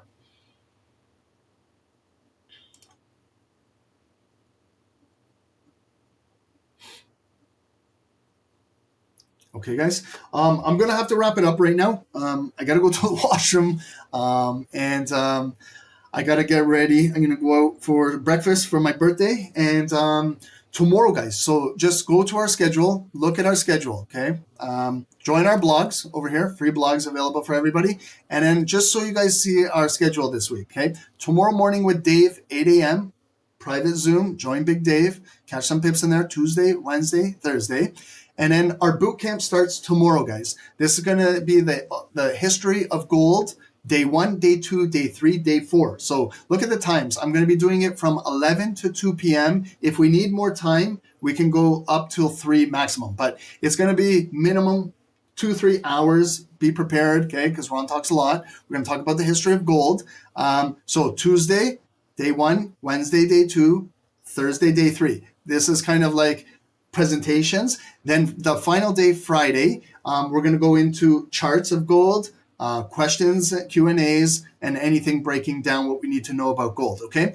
And then the live trading analysis sessions I'm going to do after the bootcamp will be Tokyo sessions this week, Tuesday, Wednesday, Thursday. Notice the times. Tuesday, Wednesday, we're going to start at 6:30. We'll go till 8:30. And then Thursday, I've got evening. I got something to do, but we're going to start a little earlier and go till 5 till 7. And then tentative to be announced will be live NFP. I'll probably jump in and then we'll do a live NFP with everybody. Friday morning, again, 7 to about approximately 10 a.m. We can do a live NFP, but that will be to be determined. I'll let you guys know midweek, Wednesday, Thursday, if I am available to do that, okay? So we have a packed schedule for all lifetime members at SST. You guys are included in the bootcamp. We will provide the link for you guys in the Discord channel under the VIPs. So you guys will have it in there about 15 minutes prior to every day the bootcamp starts. So you guys are included. And for anyone else that wants to join, you can just visit our website and join. The link is there. The bootcamp is included. So we basically give you a 3-month membership with us at SST. Includes the signals, education, live Zooms with Dave, and also some SST indicators to help you guys out, okay? So I believe the cutoff time will be this evening to get in because we're starting tomorrow morning at 11, okay, guys? So hopefully you guys had some fun. You guys learned a little bit. Give us a like, subscribe to the channel if you haven't already. Everything, guys, there's a free Telegram channel pinned at the top of YouTube for everybody. Here it is. And guys, thank you very much for the birthday wishes. I do appreciate it. 44 years, but I feel good. I feel young. I feel like a 20-year-old. My son is 14 and I played him. We went bowling. I schooled him in bowling. We played some one-on-one basketball. We went to the YMCA. I schooled him in basketball. Like we played NBA 2K25. Your man schooled him in video games. So I'm teaching him. My wife's like, why don't you let him win? I'm like, no, nobody let me win in life. You got to learn. Yeah, second place is you're a loser. I don't know. That's how I was taught growing up. I didn't get participation awards and shit like that. You either get first place trophy or that's it. So I teach the same thing with my kids too. It gets competitive here, but it's the way how I teach my kids. Okay. They got to play. If they want to learn, they got to learn how to beat an old man. Yeah. So guys, have a great day. Enjoy your day today. Again, it's the first trading day of February. Take it easy. It's a busy week. And if you're going to be trading in the next 10, 15 minutes, don't forget we have manufacturing high impact news. Okay. It's going to get volatile. So please be careful. If you guys have any open trades, ISM manufacturing will be coming out right now in 13 minutes. So please be careful at this time. Okay. And thanks guys, and have a great day. And we'll see you guys tomorrow for the boot camp and also post Tokyo gold trading. So join us, subscribe to the channel and join us guys. Let's have some fun this week. And congratulations to all of you guys. Forex Borex cashing in $4,200. Man, wow. Like this is some serious money, man. Congratulations to everybody. Oh, and one more final thing, guys. I got messaged on the weekend with the female snipers at SST, said, Ron, is there a day where you can do just a session with the female traders so that they can get to know each other and feel comfortable in a female group? I ran that by some of you guys. If that's something that you're interested, I have no problem doing that. But I need to know if you guys want that. And then it can be kind of the female snipers, just one day out of a month or whatever it is, but get together. You guys can, have a little trading group if you guys feel more comfortable. I got someone message me, so I just wanted to ask you guys if that's something that you guys are interested in, and we can do that. Sorry to the fellas. I apologize, but sometimes they feel more comfortable with just the females in the group there. I don't know, but I just want your feedback, guys. If that's something you want, we can make it happen. You guys can get to know each other and trade together and things like that, okay? But thanks, guys. Have a great day and enjoy your day today, guys. And thank you so much for the birthday wishes. I really appreciate it, guys. You make an old man feel special. Thank you, guys. Nasdaq has not pulled back, okay? So just remember, it could eventually pull back in there. And when it does, remember, there could be a lot of pending buy orders waiting to get activated. And then it could be a nice, simple trade where it's in the money with minimal to zero drawdown. Just learn patience, right? And let's see what happens in there, okay? And gold is just being gold, okay? Again, that red line, if you don't respect that red line, things can come down, okay? So gold is trading with lower highs coming back down. Still big bearish volume in the daily candle that could continue to close below and start flushing, okay? So just be careful. Every candle on gold is massive moves. It's literally a scalper's paradise. Enjoy the scalping paradise. If you do make a mistake, just please lower your lot sizing, okay? Thanks, guys. Have a great day. God bless everyone. Thank you guys so much. Please make sure to subscribe and hit the likes on the channel. Thank you, guys. Have a great day, everyone. Thank you guys so much.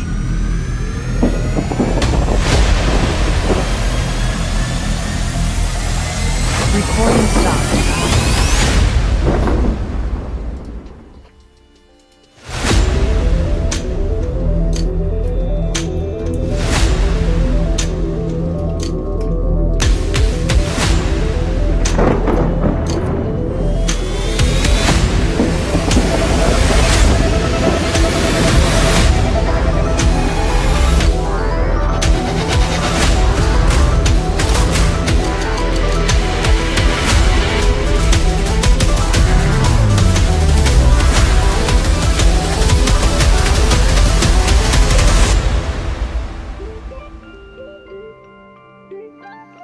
Hey guys, good morning, welcome to the live session of Stocks Network Trading.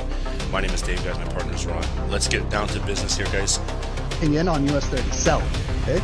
I'm jumping in. Guys, that's a 100 pip drop. Yes, we caught it. Hey, guys, 200 pips, please, secure.